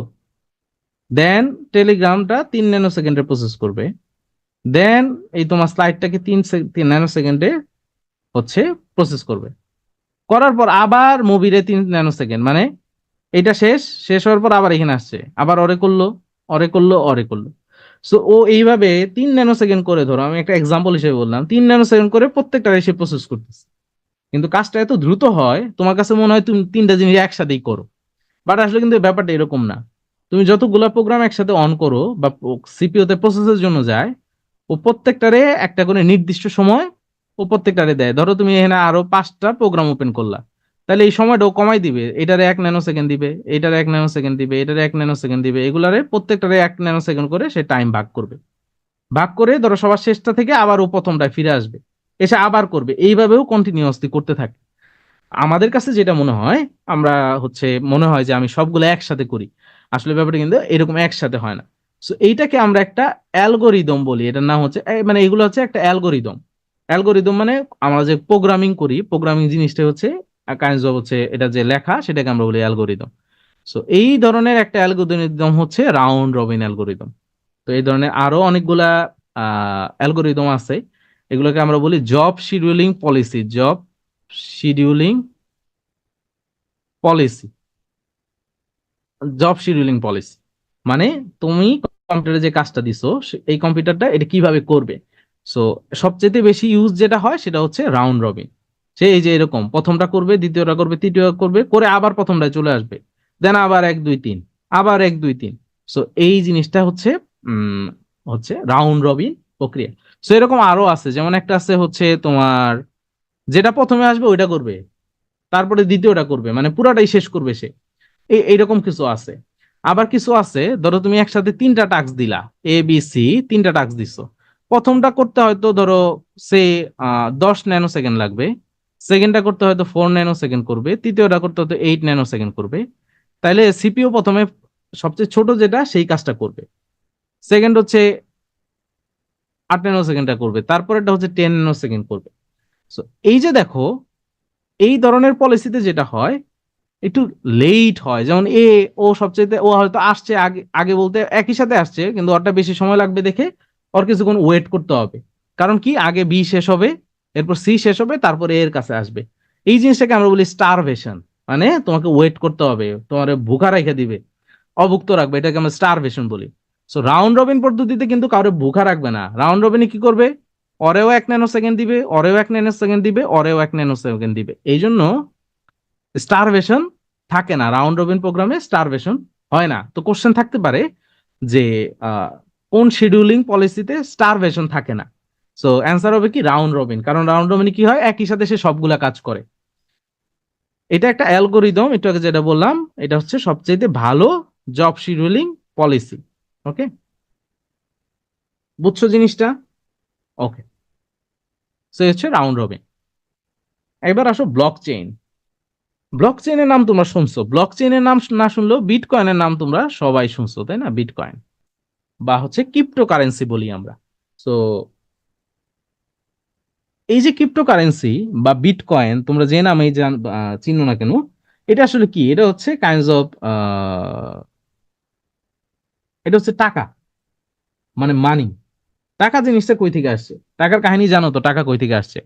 তো একটা সময় ছিল যখন টাকা ছিল না, তখন কি হতো, মানুষ গোল্ড দিয়ে কেনা বেচা করতো, গোল্ড। কারণ কি, গোল্ডের একটা ভ্যালু মানুষের কাছে ছিল। গোল্ডের ভ্যালু আছে কেন, কারণ গোল্ড পৃথিবীতে লিমিটেড, অনেক বেশি নাই, এই কারণে গোল্ডের ভ্যালু বেশি। এখন যদি এরকম হয় যে বাজারে তোমার হচ্ছে লেবু নাই, 10টা লেবু আছে, তাহলে দেখবা দাম বেড়ে গেছে। সো যে জিনিস কম বা অল্প অল্প থাকে সেটা দাম বেশি থাকে। তো গোল্ডের দাম মানুষের কাছে আগে থেকে বেশি ছিল, গোল্ডের ভ্যালুয়েবল মনে করতো। তো ধরো একজন একটা ঘোড়া কিনবে, ও যায় গোল্ড দিত যে তোমার গোল্ড দিলাম, তোমার ঘোড়া দাও। তো ও আবার গোল্ড নিয়ে কি করতো, আরেকজনের কাছ থেকে হয়তো গম কিনতো। তো এই ছিল প্রথম দিকে তোমার হচ্ছে মানুষের যে লেনদেন ছিল এই গোল্ড ভিত্তিক। তো একটা সময় গিয়ে মানুষ চিন্তা করলো যে এত গোল্ড নিয়ে নড়াচড়া করা যায়, এটা তো একটা ভারী জিনিস, তাহলে একটা কাজ করি, আমরা একটা ব্যাংক বানাই, ব্যাংক। এই ব্যাংকের মধ্যে আমরা গোল্ড জমা রাখবো। সো এখানে এসে কি করতো, হয়তো 1 কেজি গোল্ড জমা রাখছে, ওরা একটা কাগজ ধরাই দিত যে এই এই কাগজের মালিক 1 কেজি গোল্ড এখানে জমা রাখছে। সো ও এই কাগজ দিয়ে কি করতো, একটা ঘোড়া কিনতে পারতো, একটা ঘর কিনতে পারতো, চাল কিনতে পারতো, ডাল কিনতে পারতো। তো একটা সময় গিয়ে ব্রিটেন আর আমেরিকা ওরা বললো যে এইসব গোল্ড মোল্ড রাখার কাহিনী মাহিনী নাই, এইসব রাখতে পারবো না। এরপর থেকে আসলো কি, ডলার। সো সিমিলারলি তার মানে কি, ব্যাপারটা হচ্ছে মানুষের মধ্যে এই জিনিসটা সৃষ্টি করা, যে এই জিনিসটার দাম আছে, আমরা এখন জানি যে টাকার দাম আছে, এটার এই জিনিসটা গোল্ড থাকুক আর না থাকুক। তো সিমিলারলি এই যে বিটকয়েন বা ক্রিপ্টোকারেন্সি, এটা সারা পৃথিবীর মানুষের মধ্যে এই জিনিসটাকে এস্টাবলিশ করা হয়েছে যে এই বিটকয়েনটা অনেক দামি জিনিস। এই জন্য এখন একটা বিটকয়েনের দাম খুব সম্ভবত এখন $44,000। তো মানুষ কিন্তু বিটকয়েন কেনা বেচা করছে, তাই না? বিটকয়েন দিয়ে এখন লেনদেনও করা যায় বিভিন্ন জায়গায়। সো এই জিনিসটা হচ্ছে, এই বিটকয়েন এটা কিছুই না, এটা হচ্ছে তোমার কাইন্ডস অফ প্রোগ্রামিং বা হচ্ছে প্রোগ্রামিং মনে করো, হ্যাঁ, যে এই জিনিস হচ্ছে একটা প্রোগ্রামিং, এটা হচ্ছে ক্রিপ্টোকারেন্সি আমরা যেটাকে বলি। সো এই যে বিটকয়েন বা ক্রিপ্টোকারেন্সি, এটা যে প্রযুক্তির মাধ্যমে বানানো হয়েছে সেটাকে আমরা বলি ব্লক চেইন। কি বলে? Block chain. So block chain জিনিসটা খুব সিকিউরড একটা সিস্টেম। এটা তোমাদের একদম অত ডিপে গিয়ে বোঝার দরকার নাই। এটা আমি তোমার হচ্ছে একটা এক্সাম্পল দিয়ে বুঝাই। সো ধরো তোমার কাছে একটা নোটবুক আছে, নোটবুক তোমার কাছে না, ধরো একটা কেউ একটা নোটবুক বানিয়েছে, নোটবুক। সো এই নোটবুকটার কোনো মালিক নাই, ওনার নাই, এটা কোনো ওনার নাই। ধরো আমাদের মোবাইলে একটা নোটপ্যাড বা একটা নোটবুক, যেটাই হোক, সো এরকম একটা মেক করা হয়েছে। এবং এইখানে তুমি যাই লিখবা, ধরো তুমি এখানে লিখলা হচ্ছে, যেটাই লেখো, এটা একই সাথে পৃথিবীর যাদের কাছে এই নোটবুকটা আছে বা ইনস্টল করছে সবাই দেখতে পারবে। এই ধরনের একটা নোটবুক। এবং তুমি এখানে যদি কোনো কিছু একবার লেখো, এটা তুমি আর মুছতে পারবা না, ডিলিট করতে পারবা না। এই যে জিনিসটা, এটা যদি তুমি প্রোগ্রামিং বা হচ্ছে আমাদের এই সাইবার জগতের মধ্যে চিন্তা করো, সেই জিনিসটা হচ্ছে ব্লক চেইন। ব্লক চেইন এমন একটা সিস্টেম যেখানে একটা ব্লক, এই ব্লকের মধ্যে কিছু ইনফরমেশন আছে, এই জিনিসটাকে আমরা বলতেছি বিটকয়েন বা বিভিন্ন ধরনের ক্রিপ্টোকারেন্সি, একটা ইনফরমেশন লেখা আছে। এটা এখানে ধরো এখানে লেখা হয়েছে, শেষ, এইটা আর মোছা যাবে না। এটারে কি করা হবে, এর আগের যে ব্লকটা আছে এখানেও তো কিছু ইনফরমেশন আছে, এটার সাথে লিঙ্ক করে দেওয়া হবে। কি করে দেওয়া হবে? লিঙ্ক করে দেওয়া হবে। এখন তুমি যদি এটারে মুছতে চাও, এটারে মুছতে হবে না, এটার সাথে তো আবার আরেকটা ব্লকের কানেকশন আছে, এইটার সাথে আবার আরেকটা ব্লকের কানেকশন আছে। সো একটা জিনিস যদি এই ব্লকের মধ্যে লেখা হয় বা প্রোগ্রামিং করা হয় বা কোনো কোড রাখা হয়, এটা কোনোদিনও মোছা যাবে না, একদম ধরা হয় অলমোস্ট ইম্পসিবল। বোঝা গেছে? এই জন্য ব্লক চেইন খুব সিকিউরড। এখানে ধরো তোমার টাকা আছে, ধরো তোমার $1,00,000 আছে এই ক্রিপ্টোতে, হ্যাঁ। তো এই $1,00,000 এটা এটা খোয়া যাওয়ার সম্ভাবনা নাই যদি না তুমি পাসওয়ার্ড হারাই ফেলো। আরেকভাবে খোয়া যেতে পারে, এটা তুমি মরে গেলে, তুমি যদি মরে যাও, কারো যদি পাসওয়ার্ড না দিয়ে যাও, তাহলে শেষ, হারাই যাবে। তো এরকম খুব সম্ভবত 200 মিলিয়ন US ডলারের মতো হচ্ছে পৃথিবী থেকে হারাই গেছে। আমার যার ছিল তার হয়তো মনে নাই আর, হ্যাঁ, পাসওয়ার্ড টাসওয়ার্ড মনে নাই বা মরে গেছে। তো এগুলো আর কোনোভাবেই আর রিকভার করা পসিবল না, এটা এটা হ্যাক করা পসিবল না। সেকেন্ড যে জিনিসটা, ধরো আমি তোমার কাছে বিটকয়েন বিক্রি করলাম, এটা সারা পৃথিবী সবাই দেখতে পারবে, যারা এই বিটকয়েন বা হচ্ছে ক্রিপ্টোকারেন্সি, যারা হচ্ছে নেটওয়ার্কের মধ্যে যারা আছে, সবাই দেখতে পারবে যে তুমি আমার কাছ থেকে বিটকয়েন কিনছো। আর তুমি আরেকজন কাছে যদি বিক্রি করো, এটাও পৃথিবীর সবাই দেখতে পারবে। সো পৃথিবীর সবার কাছে এই ডাটাটা চলে যায়। তো এটা যায় কিভাবে, কারা এটা নিয়ন্ত্রণ করে, এটা থাকে কিভাবে? তো পৃথিবীতে অনেক লোক আছে যারা এই লেনদেনগুলা নিয়ন্ত্রণ করে। আমি তোমার টাকা পাঠাইছি, তুমি আরেকজনের টাকা পাঠাইছো, এই জিনিসগুলো ওরা নিয়ন্ত্রণ করে।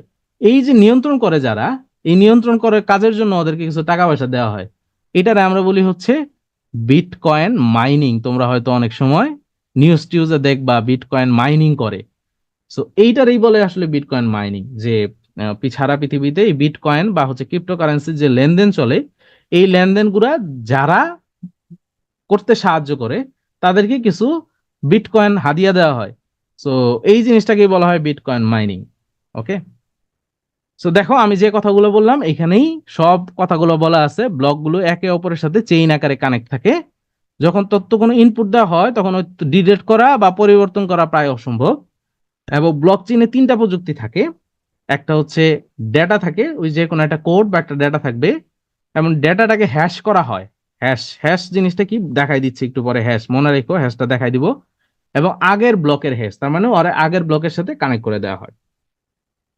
সো এটা মনে রাখো, কারণ হচ্ছে এইখান থেকে আমার কেন যেন মনে হচ্ছে এই ব্লক চেইন বা হচ্ছে বিটকয়েন এগুলা থেকে কোশ্চেন হতে পারে, কারণ কয়েকদিন আগেই আমেরিকাতে তোমার হচ্ছে বিটকয়েনের মামলার রায় হয়েছে। হ্যাঁ, সো এই জন্য এইটা একটু ভালো করে দেখে রাখবা। জাস্ট কোন কোন জায়গায় ইউজ হয় দেখো, এই যে বিটকয়েন, ক্রিপ্টোকারেন্সি, ব্যাংকিং এগুলাতে ব্যবহার করা হয় ব্লক চেইন।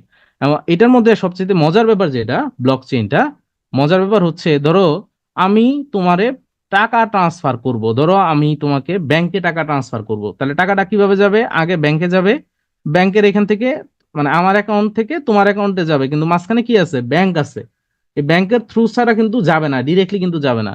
ক্রিপ্টোকারেন্সিতে যেটা, সেটা হচ্ছে আমি ডিরেক্ট তোমার টাকা দিতে পারবো না, মাঝখানে কোনো থার্ড পার্টি নাই। এই জন্য সবাই এটার ব্যাপারে খুব বেশি ইন্টারেস্টেড। এখন ধরো ওদিন আমি দেখলাম সময় টিভিতে একটা নিউজ আসছে বিটকয়েন নিয়ে। তো একজন ইঞ্জিনিয়ার সে ব্যাখ্যা করতেছিল যে সরকার এটার বিরোধিতা করে কোনো লাভ নাই। কারণ হচ্ছে ধরো আমার বিটকয়েনের একটা অ্যাপস এর মধ্যে আমি $1 লাখ ভরলাম, ভরে এটা আনইনস্টল করে দিয়ে আমি দুবাই চলে গেলাম, দুবাই গিয়ে আবার ইনস্টল করে ওই টাকা ক্যাশ করে ফেললাম, তো বাংলাদেশ থেকে $1 লাখ নাই। আমার কি এয়ারপোর্টে গেলে ধরতে পারবে যে আমি $1 লাখ নিয়ে যাচ্ছি? সো এটা হচ্ছে দেশের এটা আটকানোর কোনো সিস্টেম নাই। সো এটা সরকারকে এটার সাথে অ্যালাইন হয়ে সরকার এখানে ট্যাক্স বসাই দিতে পারে। সো এটা সরকারেরও লাভ হবে। সো এই দেখো, এটা সবচেয়ে নিরাপদ ও উন্মুক্ত পদ্ধতি, এবং কোনো মধ্যস্থতা ছাড়া ট্রানজেকশন করা পসিবল। হ্যাঁ, এরকম তো হবেই। হ্যাঁ, মানুষজন তো করবেই, মানুষজন একটা প্রযুক্তি সে এটা ইউটিলাইজ করবে না। আচ্ছা, এখন আসো ডিস্ক ডিফ্রাগমেন্টেশন। ডিস্ক ডিফ্রাগমেন্টেশন জিনিসটা কি? একটু আগে আমরা দেখছিলাম যে অপারেটিং সিস্টেম আমাদের কিছু সুবিধা দেয়, এর মধ্যে একটা ছিল disk defragmentation. So disk defragmentation ব্যাপারটা হচ্ছে আমরা যখন হার্ড ডিস্কে কোনো ডেটা ইনপুট দেই বা কোনো সেভ করে রাখতে বলি, ধরো তুমি 5টা মুভি আপলোড দিলা বা হচ্ছে পিডিএফ গুলা আপলোড দিলা, তো এগুলা কি হয়, এগুলা সেভ করার সুবিধার্থে এগুলা বিভিন্ন টুকরা টুকরা করে বিভিন্ন জায়গায় সেভ হয়ে যায়। তো ডিস্ক ডিফ্রাগমেন্টেশনটা হচ্ছে এগুলারে গোছায় এক জায়গায় নিয়ে আসা। ধরো তোমার মুভির ফাইল বলতে ছোট ছোট টুকরা গুলাকে সে কাছাকাছি এক জায়গায় নিয়ে আসে, বা পিডিএফ এর টুকরা টুকরা গুলাকে এক জায়গায় নিয়ে আসে। এই জিনিসটাকে বলে ডিস্ক ডিফ্রাগমেন্টেশন। এটা করলে যেটা হয়, কম্পিউটারের স্পিড একটু বেড়ে যায়। তো তোমরা এই ডিস্ক ডিফ্রাগমেন্টেশন লিখে সার্চ করলেই দেখবা তোমার এখানে বিল্ট ইন এটার জন্য একটা সফটওয়্যার বা অ্যাপ্লিকেশন আছে। সো এটা দিয়ে তুমি চাইলে ডিস্ক ডিফ্রাগমেন্টেশন করতে পারো। করলে তোমার এটা গতি বাড়াবে, কম্পিউটারের স্পিড বাড়াবে। সো দেখো আমরা অপারেটিং সিস্টেমটা কিন্তু পড়ে ফেললাম, আমাদের অপারেটিং সিস্টেম পড়া শেষ। অপারেটিং সিস্টেম রিলেটেড যা যা ছিল মোটামুটি আমরা পড়ে ফেলছি। দেন আসো হচ্ছে অপারেটিং সিস্টেমে আরো দুইটা প্রকার ছিল, একটা হচ্ছে ডিভাইস ড্রাইভার আর একটা হচ্ছে utility software. So device driver কি জিনিস? ডিভাইস ড্রাইভারও একটা হাই লেভেলের প্রোগ্রামিং। এইটা কি করে আমাদের যে বিভিন্ন ধরনের পেরিফেরালস যন্ত্রপাতিগুলো আছে সেগুলোর সাথে সে কানেক্ট করে আমাদের। আহ এইটা আমি তোমার একটা এক্সাম্পল দিয়ে বুঝাই, তাহলে তুমি বুঝবা। ধরো তুমি একটা নতুন প্রিন্টার কিনে নিয়ে আসছো, বাজার থেকে একটা প্রিন্টার কিনে নিয়ে আসছো। এই প্রিন্টারটা তুমি কম্পিউটারের সাথে লাগাইলা, লাগাইলেই কি এই প্রিন্টার দিয়ে তুমি প্রিন্ট করতে পারবা? পারবা না। তোমারে প্রথমে কম্পিউটারের মধ্যে একটা ড্রাইভার ইনস্টল করতে হবে, ড্রাইভার। এই ড্রাইভারটা তুমি ইনস্টল করলে দেন তুমি প্রিন্ট করতে পারবা। ধরো আমি ক্যাননের প্রিন্টার ইউজ করি, সো আমার ক্যাননের একটা ড্রাইভার আমি ইনস্টল করছি। এখন আমি কি করতে পারি, যে আমার কম্পিউটার থেকে আমি প্রিন্ট করতে পারি। এই জিনিসটাকে আমরা বলি হচ্ছে device driver.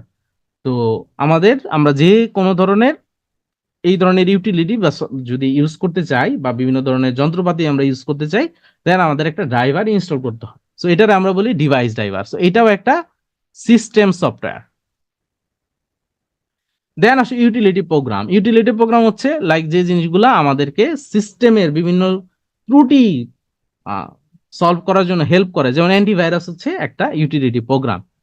Utility disk partition, partition বুঝো তো, আমাদের যে ড্রাইভ থাকে না, তোমার দেখবা সি ড্রাইভ আছে, ডি ড্রাইভ আছে, এগুলোকে আমরা বলি পার্টিশন দেওয়া। তোমার পুরা হার্ড ডিস্কটাকে, তোমার যে হার্ড ডিস্ক আছে এটাকে ভাগ করা, এটাকে আমরা বলি ডিস্ক পার্টিশন। আবার ডিস্ক ডিফ্রাগমেন্ট, এই জিনিসগুলো হচ্ছে ইউটিলিটি প্রোগ্রাম।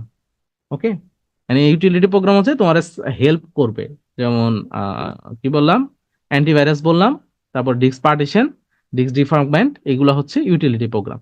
তাইলে মোটামুটি আমাদের সিস্টেম সফটওয়্যারের তিনটাই আমরা পড়ে ফেললাম, এখন শুধু বাকি আছে আমাদের এই অ্যাপ্লিকেশন সফটওয়্যারটা। সো অ্যাপ্লিকেশন সফটওয়্যার তো সহজ জিনিস, এটা আর বোঝানোর তো আর কিছু নাই। যে সফটওয়্যার গুলা, এই যে দেখো এখানে যতগুলা লোগো আছে, এগুলো সবই হচ্ছে অ্যাপ্লিকেশন সফটওয়্যার, নির্দিষ্ট একটা কাজ করার জন্য আমরা ব্যবহার করি। আরে মিডিয়া প্লেয়ার হচ্ছে একটা অ্যাপ্লিকেশন সফটওয়্যার, মিডিয়া প্লেয়ার দিয়ে কি করো, গান শুনো, তাই না? সো এটা হচ্ছে একটা অ্যাপ্লিকেশন সফটওয়্যার। স্কাইপি, তোমার হচ্ছে পিডিএফ রিডার, জিমেইল, তারপর ফেসবুক, এগুলো যা আছে সবই এগুলো হচ্ছে অ্যাপ্লিকেশন সফটওয়্যার। আমরা দেখবো অ্যাপ্লিকেশন সফটওয়্যার নরমালি দুই রকমের, একটা হচ্ছে কাস্টমাইজ আর একটা হচ্ছে প্যাকেট। কাস্টমাইজ নাম শুনেই বুঝতে পারছো যে কোনো নির্দিষ্ট কাজের জন্য যে সফটওয়্যারটা বানানো হয় সেটাকে আমরা কাস্টমাইজ সফটওয়্যার বলি। যেমন হচ্ছে তুমি যদি হসপিটালে দাও, দেখবা ওরা কোনো একটা সফটওয়্যারের মধ্যে খটখট করে দেয়, কি কি টেস্ট করবা এগুলো একসাথে চলে আসে, বিল হয়ে যায়। সো এটা এক ধরনের কাস্টমাইজ সফটওয়্যার, ওই হসপিটালের জন্য বানানো আছে। আমার ইউনিভার্সিটির জন্য একটা সফটওয়্যার বানানো আছে, যে সফটওয়্যার দিয়ে আমরা আমাদের স্টুডেন্টদের অ্যাটেন্ডেন্স দেই, রেজাল্ট দেই, এরপর হচ্ছে ওর কোনো টাকা পাওনা আছে কিনা ইউনিভার্সিটি, এই সবকিছু আমরা দেখতে পারি। সো এটা হচ্ছে একটা কাস্টমাইজ সফটওয়্যার। P2 এর যদি একটা সফটওয়্যার থাকে, আমরা বানানোর অনেক ট্রাই করছি, তো সেইটা হবে একটা কাস্টমাইজ সফটওয়্যার, আমাদের যেটা দরকার সেটাকে আমরা কাস্টমাইজ সফটওয়্যার বলি। আর প্যাকেজ সফটওয়্যার হচ্ছে যে বিভিন্ন কোম্পানি আছে, যে কোম্পানিরা মানে বাজারে বা মানুষের কোন কোন জিনিসের চাহিদা আছে, যেমন তোমার হচ্ছে সিনেমা দেখার চাহিদা আছে, তো তারা কি করছে, একটা কেএম প্লেয়ার বানাইছে বা একটা ভিএলসি প্লেয়ার বানিয়েছে। মানুষজনের লেখালেখি করতে হয়, হিসাব কিতাব করতে হয়, পাওয়ার পয়েন্টের সফটওয়্যার বানাতে হয়। সো এটার জন্য কি করছে, মাইক্রোসফট একটা মাইক্রোসফট অফিস বানাই দিছে। সো এইটাকে আমরা বলি হচ্ছে প্যাকেজ সফটওয়্যার। বোঝা গেছে?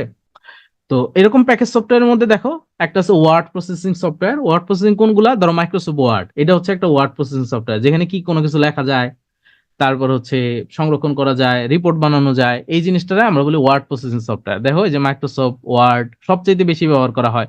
প্রথম যেটা ছিল সেটার নাম ছিল ওয়ার্ড স্টার, এটা মনে রাখবা, ওয়ার্ড স্টার। কত সালে, 1978 সালে প্রথম ওয়ার্ড প্রসেসিং সফটওয়্যার হয়ে গেছে। 1 ঘন্টা হয় নাই, গল্প করছি না মাঝখানে অনেকক্ষণ। তো এরকম আরো আছে, দেখো ওয়ার্ডপ্যাড, নোটপ্যাড, এগুলো চিনো তোমরা সবাই। এই যে লোটাস, এটা ইম্পর্টেন্ট, মনে রাখবা। লোটাস কি জিনিস, লোটাস হচ্ছে একটা word processing software. WordPro, LaTeX, লেটেক্সে নর্মালি আমরা আমাদের যে রিসার্চ পেপার লেখার জন্য লেটেক্স ইউজ করি, অনেক সময় সিভি বানানোর জন্য আমরা লেটেক্স ইউজ করি। ম্যাকরাইট, এগুলা হচ্ছে ওয়ার্ড প্রসেসিং সফটওয়্যার। দেন হচ্ছে স্প্রেডশিট, এটা সবাই চিনো, এক্সেল, তাই না? মাইক্রোসফট এক্সেল হেভি জনপ্রিয়। এবং পিটুএ থেকে কিন্তু আগে আমরা এক্সেলের উপরে অনেক হচ্ছে ওয়ার্কশপ টর্কশপ করতাম, হ্যাঁ আমি দেখাইতাম এক্সেল। তো আহ, এরকম এক্সেলের মতো আরো আছে, দেখো গুগল শিট আছে, গুগল শিট তো তোমরা চিনোই। ক্যালক আছে, সুপার ক্যালক, তারপর হচ্ছে প্রথমটা ছিল ভিসিক্যাল। কত সালে, 1979 সালে। সালটার চাইতে এই নামটা ইম্পর্টেন্ট, যে প্রথম স্প্রেডশিট অ্যানালাইসিস সফটওয়্যার কোনটি। আচ্ছা, এই জিনিসটা হচ্ছে আমাদের একটা প্রচলিত জিনিস, যে মাইক্রোসফট এক্সেলে কতগুলা কলাম এবং রো থাকে, 256টি কলাম এবং এতটি রো থাকে। বাট এই তথ্যটা আসলে সঠিক না, তো এর চেয়ে তো অনেক বেশি থাকে। বাট তোমাদেরকে এটা একবার বলছিলাম যে প্রচলিত যে জিনিসগুলা, এগুলা আসলে পিএসসি কোনটারে অ্যান্সার ধরবে এগুলো আসলে বোঝা যায় না। তো নর্মালি সেফ হচ্ছে প্রচলিতটা কাউন্ট করা। সো এটা খুব প্রচলিত জিনিস যে 65,536টা রো থাকে। তো আমার কাছে তো মনে হয় যে এর চেয়ে বেশি রো হবে, কোনো সমস্যা নাই। হ্যাঁ আমি টাইনা দেখছি, এর চেয়ে বেশি রো আসে। সো কত পর্যন্ত আসে এটা আমি আলটিমেট সংখ্যাটা জানি না। আচ্ছা, তারপর আছে গ্রাফিক্স সফটওয়্যার। গ্রাফিক্স সফটওয়্যার কোনগুলা, যেগুলা দিয়ে বিভিন্ন এডিট টেডিট করা যায়, যেমন ফটোশপ। হ্যাঁ, সো এরকম ফটোশপ রিলের টাইপ যেগুলো আছে, ইলাস্ট্রেটর আছে, অ্যাডোব ইলাস্ট্রেটর, যেগুলোতে হচ্ছে ছবি এডিট করা যায়, ব্যানার বানানো যায়। ক্যানভা আছে এখন, তাই না? ক্যানভা, এগুলা হচ্ছে গ্রাফিক্স সফটওয়্যার। ক্যানভা কি সফটওয়্যার? ক্যানভা, ক্যানভা হচ্ছে একটা ওয়েব, ক্যানভা সফটওয়্যার হবে না। পিজেপ আছে, পিজেপ, মাইক্রোসফট পাবলিশার। তারপর হচ্ছে পিকাসা, পিকাসা একটা সফটওয়্যার। পেইন্ট আছে একটা। সো এগুলো হচ্ছে সব গ্রাফিক্স সফটওয়্যার। তারপর দেখো ক্যাড, ক্যাড হচ্ছে কম্পিউটার এইডেড ডিজাইন বা ড্রাফটিং। হ্যাঁ, আমরা নর্মালি ক্যাড ইউজ করি।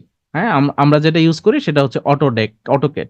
অটোডেস্কও একটা অটোডেস্কেরও একটা অটোক্যাড আছে। আমরা এটা নর্মালি আমরা সিভিল ইঞ্জিনিয়াররা বা মেকানিক্যাল ইঞ্জিনিয়ার, ইলেকট্রিক্যাল ইঞ্জিনিয়ার আমরা অটোকেড গুলা ইউজ করি। তারপর ধরো যারা মেকানিক্যালে বা হচ্ছে আইপি তে পড়ে তারা সলিডওয়ার্কস ইউজ করে।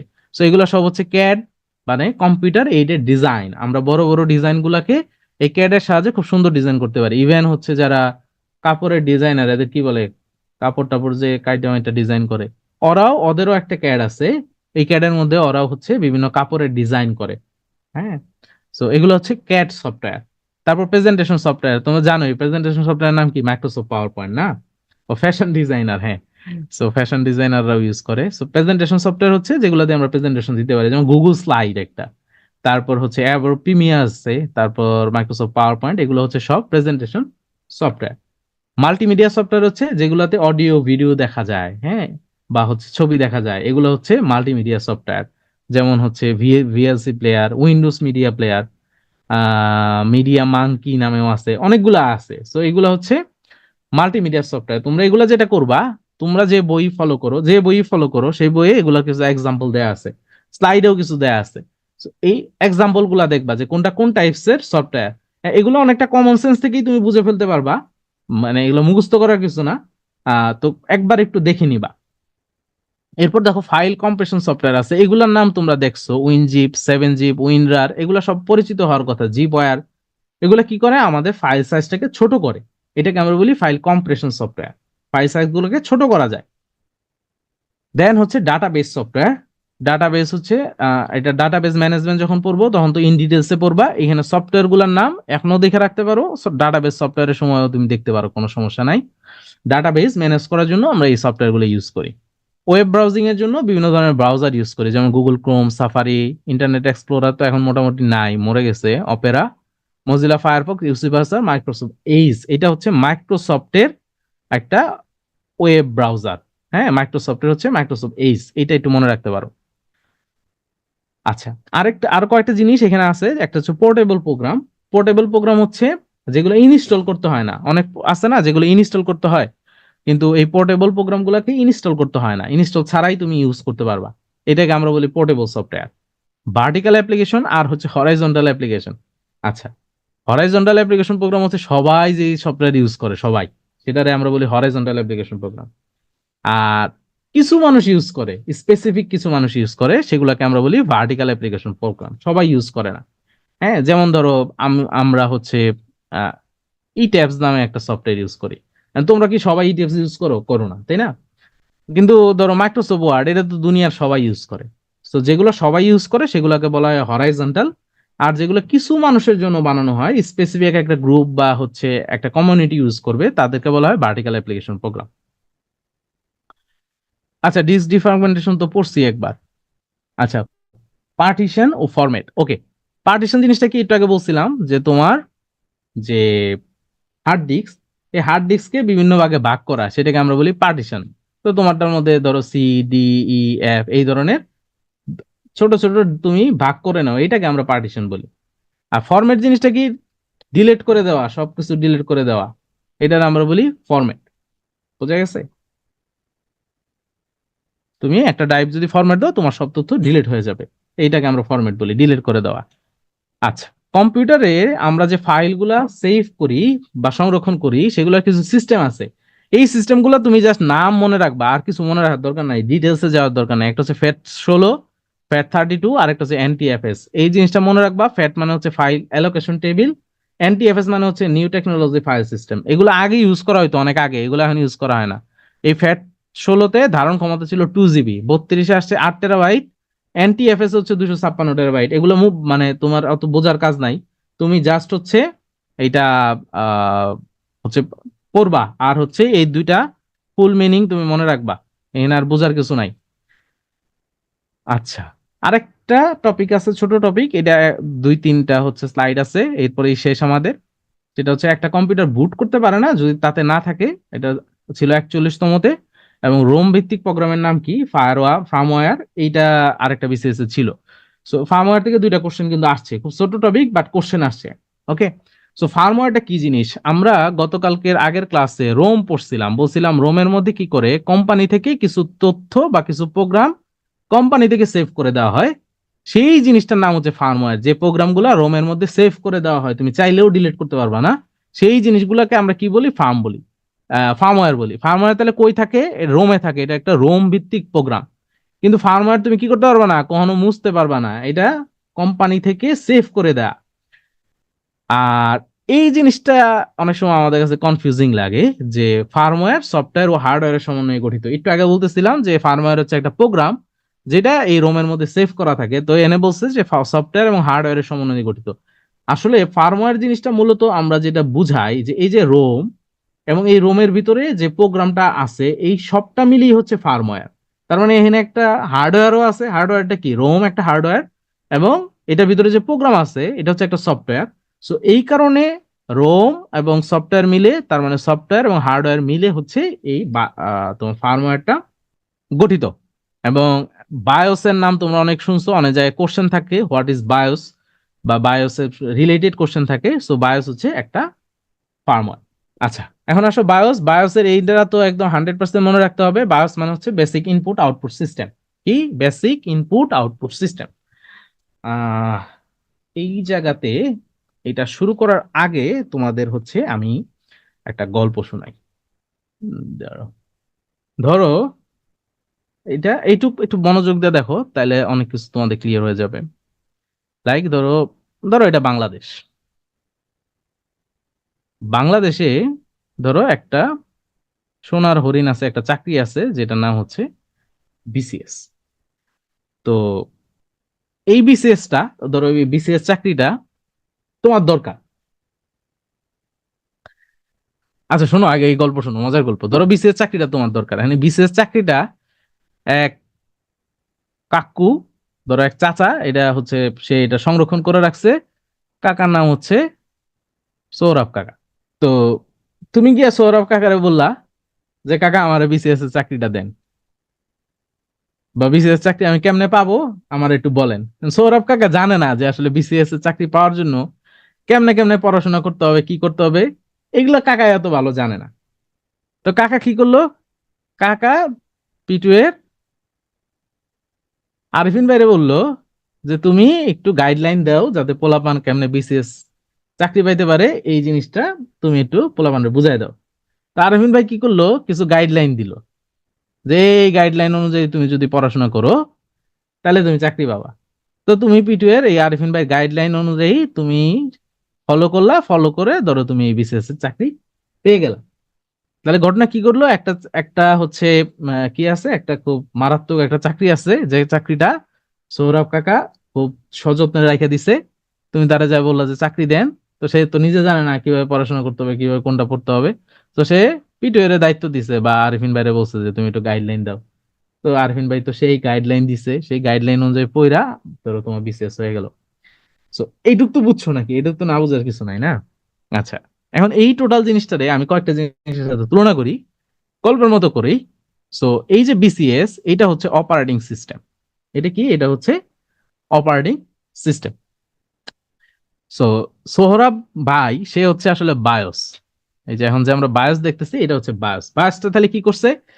সে এই যে অপারেটিং সিস্টেম যেটা, সেটাকে সে কোনো একটা জায়গায় সংরক্ষণ করছে। তো এখন এই অপারেটিং সিস্টেমটা তুমি চাও তোমার কম্পিউটারের মধ্যে অপারেটিং সিস্টেমটা অন হোক। তখন বায়োস কি করে? বায়োস এটা একজনের বলে যে এটা কই আছে, এটার নাম হচ্ছে বুট লোডার। বুট লোডারে সে ডাইকে নিয়ে আসে যে ভাই এই বিসিএস চাকরিটা বা অপারেটিং সিস্টেমটা কই আছে একটু খুঁজে নিয়ে আসো। সো বুট লোডার কি করে? সে আরেকজনের কাছে যায়, সেটার নাম হচ্ছে বুট স্টেপ। বুট স্টেপ বুট স্টেপ কি করে? বুট স্টেপ হচ্ছে একটা গাইডলাইন, যে গাইডলাইন অনুযায়ী এই বুট লোডার সেই অপারেটিং সিস্টেমটা খুঁজে বের করে এবং সে লোড করে এবং তোমার কম্পিউটার অন হয়। কি হচ্ছে কাহিনী তাহলে? বায়োস কি করে? সে বুট লোডারের মাধ্যমে সে অপারেটিং সিস্টেমটা লোড করে। লোড করার সময় সে একটা গাইডলাইন নেয়, কার কাছ থেকে? এই বুট স্ট্র্যাপের কাছ থেকে গাইডলাইন নেয়। এই চারটা জিনিস আমরা এখন একটু দেখবো। তুমি জাস্ট হচ্ছে এখন একটু মিলায় নাও। ওকে। সো বায়োসের কাজ কি দেখো। বায়োসের কাজ হচ্ছে তোমার, আচ্ছা, প্রথম জিনিস যেটা সেটা হচ্ছে কম্পিউটার সিস্টেম যখন আমরা অন করি তখন সর্বপ্রথম কাজ করে হচ্ছে বায়োস। সর্বপ্রথম কোন যে প্রোগ্রাম কাজ করে সেটা হচ্ছে বায়োস। বায়োস থাকে কোথায়? বায়োস থাকে হচ্ছে রোমে। তো তুমি যখন বায়োসে ক্লিক, মানে তুমি যখন কম্পিউটার অনে জাস্ট ক্লিক করো তখন বায়োস একটা হচ্ছে একটা ঘটনা ঘটায়। ঘটনাটা কি? সেটা হচ্ছে পাওয়ার on self test. Power on self টেস্টের ব্যাপারটা হচ্ছে প্রথমে এই জিনিসটা খুঁজা টুইজা দেখে যে তোমার মনিটর, কিবোর্ড, মাউস বা অন্যান্য যন্ত্রপাতি সব আছে কিনা। যদি থাকে তাইলে ফার্দার সে আগাবে, নাইলে কিছুই করবে না। সো এটা হচ্ছে POST power on self test. Say computer on হওয়ার পর থেকে সে দায়িত্ব পালন করে যে সবকিছু আছে কিনা। এরপর আছে বুটিং, একটু আগে যেটা বললাম বুটিং। সো বুটিং মানে হচ্ছে তুমি কম্পিউটার অন করা, রিস্টার্ট করা। অন তো করতে পারো, কম্পিউটার অন করতে পারো না, কম্পিউটার অন করো আর হচ্ছে রিস্টার্ট দাও।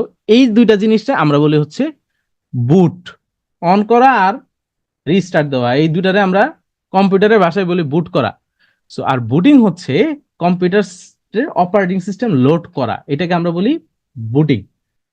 তো ধরো তোমার কম্পিউটার অপারেটিং সিস্টেম নাই, তাহলে কি বুট হবে? বুট হবে না। বোঝা গেছে জিনিসটা? তোমার কম্পিউটারে যদি অপারেটিং সিস্টেম না থাকে তাহলে আর বুট হবে না। বুট হবে কেন? বুট মানেই হচ্ছে অপারেটিং সিস্টেম লোড করা, সেটারই আমরা বলি বুটিং।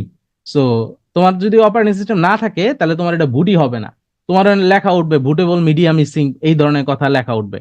এই জন্য তুমি যদি এরকম হয় যে তোমার একটা পেন ড্রাইভের মধ্যে তুমি উইন্ডোজ 11 নিয়ে কম্পিউটারে দিলা, দেওয়ার পরে দেখবা যে তোমার এখানে লেখা উঠছে যে বুটেবল মিডিয়া, ওই যে স্পেস চাপ দিতে বলবে বা কিছু চাপ দিতে বলবে, চাপ দিতে বলবে। তার মানে হচ্ছে আগে তোমার অবশ্যই অপারেটিং সিস্টেম থাকতে হবে, অপারেটিং সিস্টেম লোড হইতে হবে কোনো জায়গায়।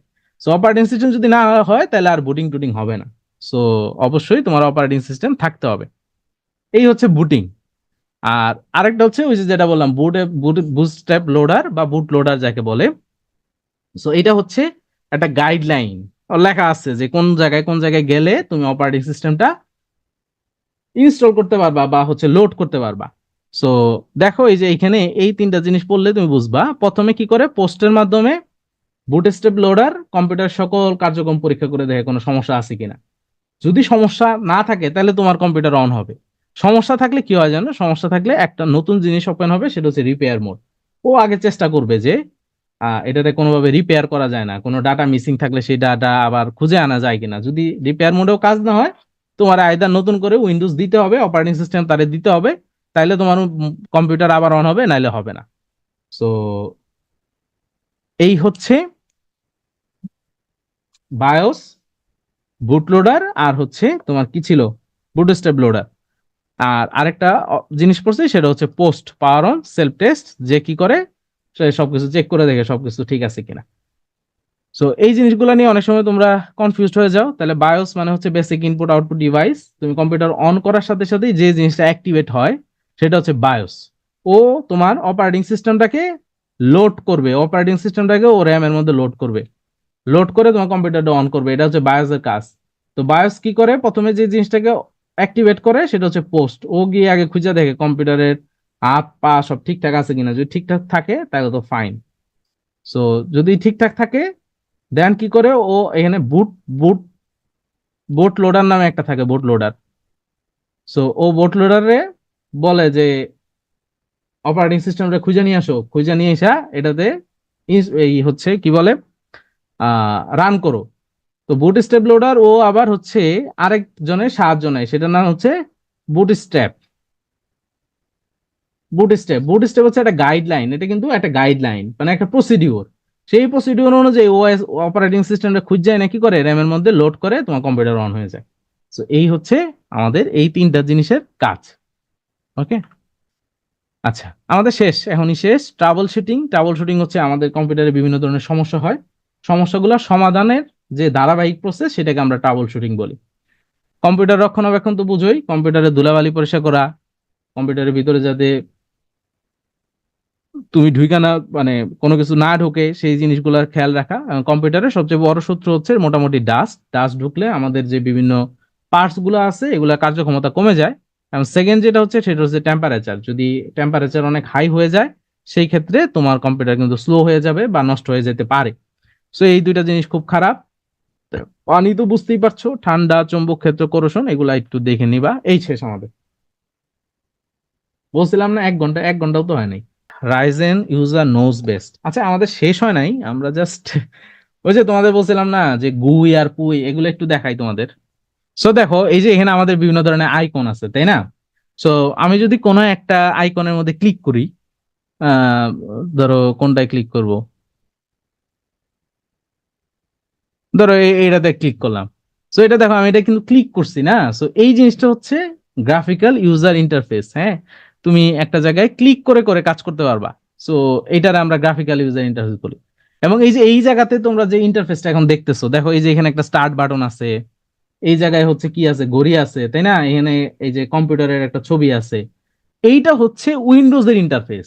বুঝছো জিনিসটা? এটা হচ্ছে উইন্ডোজ এর ইন্টারফেস। আমি যদি বিট ডিফেন্ডারটা অন করি, ধরো এইটা হচ্ছে বিট ডিফেন্ডারের ইউজার ইন্টারফেস। এই যে এই জায়গাটা, বুঝছো, এটা হচ্ছে ইন্টারফেস। বোঝা গেছে? ওকে।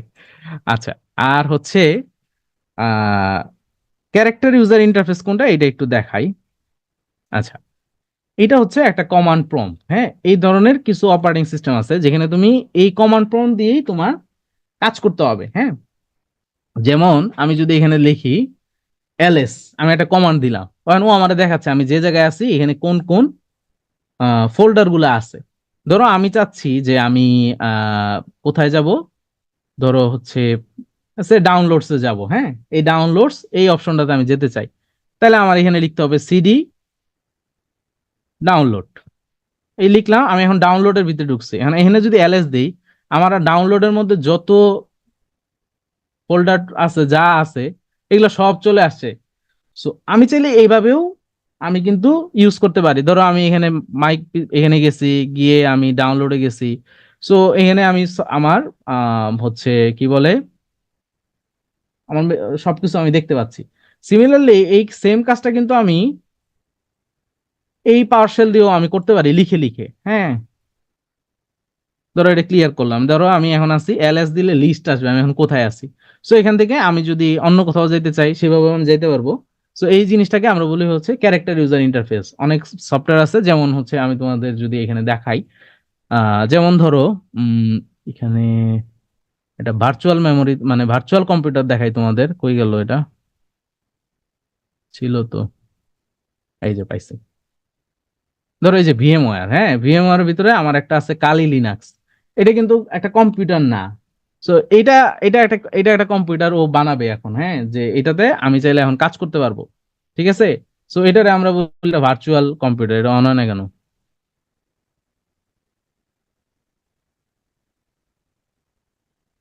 এই যে অন হয়েছে। হ্যাঁ, ধরো এটা একটা লিনাক্স, একটু আগে দেখালাম না, ইউনিক্স লিনাক্স। সো এটা একটা লিনাক্স। হ্যাঁ, আর এটা একটা অপারেটিং সিস্টেম। দেখো এটার ইউজার ইন্টারফেসটা আলাদা না? দেখো এটা হচ্ছে কালি লিনাক্সের ইউজার ইন্টারফেস। দেখছো কেমন ড্রাগন আসছে একটা। তো কালি লিনাক্সের মধ্যে ম্যাক্সিমাম কাজ হচ্ছে ক্যারেক্টার ইউজার ইন্টারফেস দিয়ে আমরা করি। এটা একটা অপারেটিং সিস্টেম। হ্যাঁ, তোমরা যেমন উইন্ডোজ দেখে অভ্যস্ত, সিমিলার এটা হচ্ছে আরেকটা অপারেটিং সিস্টেম। এটা ওই যে একটু আগে দেখলে না লিনাক্স। সো এটা লিনাক্স, লিনাক্সের একটা হচ্ছে তোমার ভার্সন, সেটা হচ্ছে তোমার কালি লিনাক্স। সো এই দেখো এটার ইউজার ইন্টারফেসটা হচ্ছে এরকম। যেমন এখানে হচ্ছে এখানে বেশিরভাগ কাজগুলো করতে হয় একটা কমান্ড প্রম্পট দিয়ে। হ্যাঁ, এই যে কালি লিনাক্সেরই। সো তুমি এখানে কমান্ড টার্মিনাল বলি আমরা এটাকে। সো এখানে এই লিখে লিখে কাজ করতে হয়। হ্যাঁ, তো এখানে তুমি লিখে লিখে অনেক কিছু করতে পারবা। এই লিখে লিখে কাজ করতে পারবা। হ্যাঁ, তোমার দেখাবে কোন জায়গায় কি আছে না আছে, তুমি সবকিছু এখান থেকে কাজ করতে পারবা। সো এই হচ্ছে তোমার এটা একটা ভার্চুয়াল কম্পিউটার। এখন আমি যেখানে আছি এটা কিন্তু আরেকটা কম্পিউটার কিন্তু কাইন্ডস অফ, বাট এটা কম্পিউটারের ভিতরে কম্পিউটার, এই জন্য এটার নাম হচ্ছে একটা ভার্চুয়াল কম্পিউটার। ওকে, এই যে কম্পিউটার, এটা আমি শাট ডাউন করে দিলাম। হ্যাঁ, এই কম্পিউটার শাট ডাউন করে দিছি, শেষ। ওকে, তাহলে বুঝছো গ্রাফিক্যাল ইউজার ইন্টারফেস আর হচ্ছে কি দেখাইলাম, ক্যারেক্টার ইউজার ইন্টারফেস, এই দুইটা তোমাদের দেখাই দিলাম। আচ্ছা, আমাদের ক্লাস শেষ আজকে, কিন্তু ইচ্ছা করেই হচ্ছে মানে ছোট একটা টপিক পড়িয়েছি। এখানে অত আহামরি জটিল কিছু নাই। তোমরা যেটা করবা সেটা হচ্ছে যে এখান থেকে একটু রিভিশন দিয়ে ফেলবা, বই দেখে একটা রিভিশন দিয়ে ফেলবা। তাহলেই দেখবা যে আর বেশি কঠিন লাগবে না। আচ্ছা, আমি একটু হচ্ছে স্ক্রিন শেয়ার দেই, একটা ঝড়ের গতিতে একটা রিক্যাপ করে দেই, তাহলে তোমাদের দেখবা যে সব মনে থাকবে। আসো, 10 মিনিটের মধ্যে শেষ করে দিব।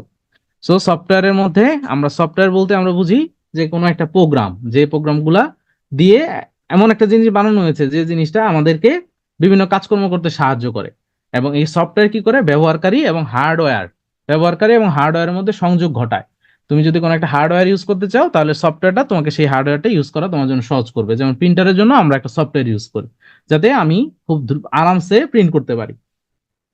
দেন হচ্ছে সফটওয়্যার এর কিছু বৈশিষ্ট্য আছে, যেমন সফটওয়্যারকে কম্পিউটারের প্রাণ শক্তি বলা হয়। এটা মনে রাখবা, দক্ষতা বৃদ্ধি করে, এবং সবচেয়ে ইম্পর্টেন্ট হচ্ছে এইটা ব্যবহারকারী এবং হার্ডওয়্যারের মধ্যে ইন্টারফেস হিসেবে কাজ করে। সফটওয়্যার দুই প্রকার, সিস্টেম সফটওয়্যার আর অ্যাপ্লিকেশন সফটওয়্যার।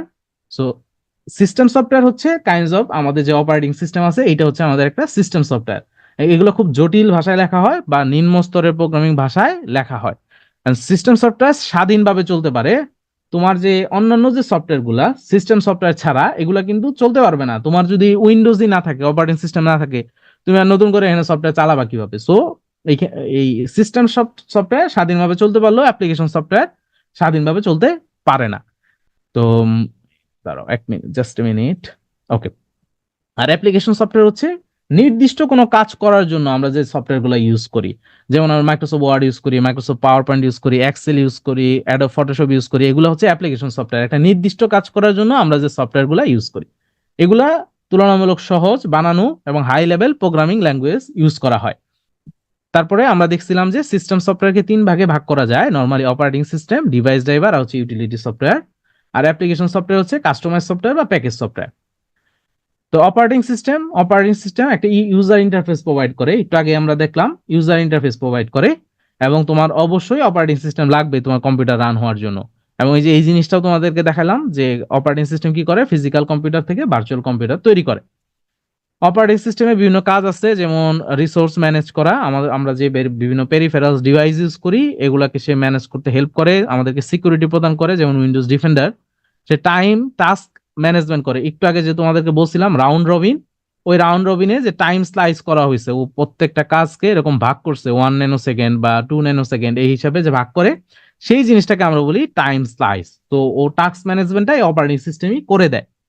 ফাইল ম্যানেজ করে, বিভিন্ন কপি পেস্ট বা অ্যাক্সেস দেয়া, এই জিনিসগুলা অপারেটিং সিস্টেম করে দেয়। নেটওয়ার্কিং এ হেল্প করে, এবং defragmentation, data compression, backup, data recovery, এগুলাতে অপারেটিং সিস্টেম আমাদেরকে হেল্প করে। তো এখানে বেশ কিছু অপারেটিং সিস্টেমের এক্সাম্পল ছিল, যেমন এমএস ডস, উইন্ডোজ এর বিভিন্ন আছে, Unix, Linux, Mac OS, Ubuntu, এগুলো হচ্ছে বিভিন্ন ধরনের অপারেটিং সিস্টেম। আচ্ছা, এইটা একটা স্টার্টার ডিস্ক হচ্ছে যে ড্রাইভে বা হার্ড ডিস্কে যে জায়গায় আমাদের আহ, কি বলে অপারেটিং সিস্টেমটা ইনস্টল করা থাকে, সেটাকে আমরা স্টার্টআপ ডিস্ক বলি। নর্মালি উইন্ডোজের ক্ষেত্রে এই স্টার্টআপ ডিস্ক হচ্ছে সি ড্রাইভ। আমরা সি ড্রাইভে নর্মালি উইন্ডোজটা দিয়ে রাখি। সো এই সি ড্রাইভটা হচ্ছে একটা স্টার্টআপ ডিস্ক। ওকে। আচ্ছা, সো এখানে কিছু অপারেটিং, এগুলো হচ্ছে ডেস্কটপ কম্পিউটারের জন্য এগুলা, আর মোবাইলের জন্য এগুলা অ্যান্ড্রয়েড, আইওএস, সিম্বিয়ান বা ব্ল্যাকবেরি অপারেটিং সিস্টেম। ও ইতিহাস যদি আমরা দেখি, যে সর্বপ্রথম যে অপারেটিং সিস্টেম তৈরি করা হয়েছিল তার নাম ছিল জিমস। বানিয়েছিল কে? General Motors research lab. হ্যাঁ। এবং 1974 সালে পার্সোনাল কম্পিউটারের জন্য প্রথম যে ওএসটা বানানো হয় সেটা হচ্ছে সিপিএম, পার্সোনাল কম্পিউটারের জন্য। কে বানিয়েছিল? গ্যারি কিল্ডাল এবং রিসার্চ কো। এবং এইটাতে ইন্টেল 8080 মাইক্রোপ্রসেসর ব্যবহার করা হয়, এবং কম্পিউটারের নাম ছিল অল্টেয়ার। এরপর দেখো ডস, এটা ছিল এমএস মাইক্রোসফটের তোমার হচ্ছে প্রথম অপারেটিং সিস্টেম ডস। আরেকটা সেম ডসই বানিয়েছিল হচ্ছে আইবিএম, তারটার নাম ছিল পিসি ডস, মাইক্রোসফটের নাম ছিল এমএস ডস। এই তিনটা বলছি, এই তিনটা কি করবা, ফুল মিনিংটা জেনে রাখবা। এনটি মানে হচ্ছে new technology, ME millennium, XP হচ্ছে এক্সপেরিয়েন্স থেকে আসছে। এরপর দেখো মাইক্রোসফট উইন্ডোজের বিভিন্ন ভার্সন নিয়ে আমরা পড়ছি। প্রথম বর্ণভিত্তিক ছিল হচ্ছে মাইক্রোসফট 195, এবং 98 ছিল 32 বিট, এবং সর্বপ্রথম স্টার্ট মেনু ব্যবহার করা হয় উইন্ডোজ 95-এ। এরপর উইন্ডোজ এক্সপি ছিল সবচেয়ে জনপ্রিয় ভার্সন। এটা কবে বাজারে আসে? বাজারে আসছে 2001 সালে। দেন হচ্ছে এরপর আসছে ভিস্তাতে 64 বিটও ব্যবহার করা যেত। 7, 8, 10, 11 11টা কবে আসছে? 5 অক্টোবর 2021। দেন আসছে ইউনিক্স। এটা হচ্ছে তোমার সকল ধরনের কম্পিউটারের মধ্যে এটা ব্যবহার করা যায়, ইভেন সুপার কম্পিউটার এটা ব্যবহার করা যায়। আবিষ্কৃত হয়েছে বেল ল্যাবে কত সালে? 1969 সালে। এবং এটা মাল্টি ইউজার, মাল্টিটাস্কিং এবং টাইম শেয়ারিং। আচ্ছা, দেন আসো লিনাক্স। লিনাক্স হচ্ছে ইউনিক্স এর আরেকটা ভার্সন। এটা একটা কার্নেল যে মনে বলছিলাম, যেটা হচ্ছে তোমার মেইন যে সবকিছু কন্ট্রোল করে তোমার অপারেটিং সিস্টেমের মধ্যে, সেটা হচ্ছে কার্নেল। তো এই লিনাক্সটা ওপেন সোর্স অপারেটিং সিস্টেমে বাজারে আসে কত? 1992 সালে। এটা একটা ওপেন সোর্স, এটা তোমার কিনতে হবে না টাকা দিয়ে, তুমি জাস্ট ডাউনলোড করেই এটা ইনস্টল করতে পারবা। এটাতে শক্তিশালী সিকিউরিটি সিস্টেম এবং গ্রাফিক্স আছে। দেন হচ্ছে ম্যাকিনটোশ অপারেটিং সিস্টেম। এটা শুধুমাত্র যে ম্যাক বা অ্যাপেল কোম্পানির যে কম্পিউটার, সেই কম্পিউটারে ইউজ করা যায়, অন্য কোনো কম্পিউটারে ইউজ করা যাবে না। অপারেটিং সিস্টেমকে আমরা চার ভাগে, মানে চারটা বিষয়ের উপরে ভাগ করতে পারি। একটা হচ্ছে ইউজার ইন্টারফেস অনুযায়ী, একটু আগে যেটা আমরা দেখলাম। একটা হচ্ছে ক্যারেক্টার ইউজার ইন্টারফেস, যেখানে কিবোর্ডের সাহায্যে তুমি বিভিন্ন বর্ণ টাইপ করে কমান্ড করতে হবে তোমাকে। যেমন এমএস ডস, পিসি ডস, ইউনিক্স, লিনাক্স, এখন যেটা দেখাইলাম কালি লিনাক্স, এগুলো সবই হচ্ছে ক্যারেক্টার ইউজার ইন্টারফেস। আর হচ্ছে গ্রাফিক্যাল ইউজার ইন্টারফেস, যেমন আমাদের উইন্ডোজ, যেখানে আমরা মাউস বা কিবোর্ডের সাহায্যে বিভিন্ন আইকন বা ছবির মধ্যে ক্লিক করে আমরা ইউজ করতে পারি। ব্যবহারকারী অনুযায়ী হচ্ছে সিঙ্গেল ইউজার আর হচ্ছে মাল্টি ইউজার, যেখানে একই সময় একজন ইউজ করতে পারে আর একই সময় একাধিক লোক ইউজ করতে পারে। এরপর হচ্ছে মাল্টি প্রসেসিং অপারেটিং সিস্টেম, একই সময়ে একটি সাধারণ কাজের তোমার হচ্ছে প্রসেস এক্সিকিউট করে। আরেকটা হচ্ছে সিঙ্গেল প্রসেসিং, মানে একটা সাধারণ কাজ সে এক্সিকিউট করতে পারে। সো এখানে অনেকেই কোশ্চেন করতেছো যে অ্যান্ড্রয়েড আর সেম্বিয়ান কিভাবে একটা কাজ করে, এখানে তো আমি একসাথে অনেকগুলো কাজ করতে পারি। এখানে সেম ঘটনা ঘটে। একটু আগে তোমাদের যে টাইম স্লাইসিং এর যে ব্যাপারটা বুঝাইছিলাম, ওই জিনিসটা এখানে ঘটে। বুঝা গেছে?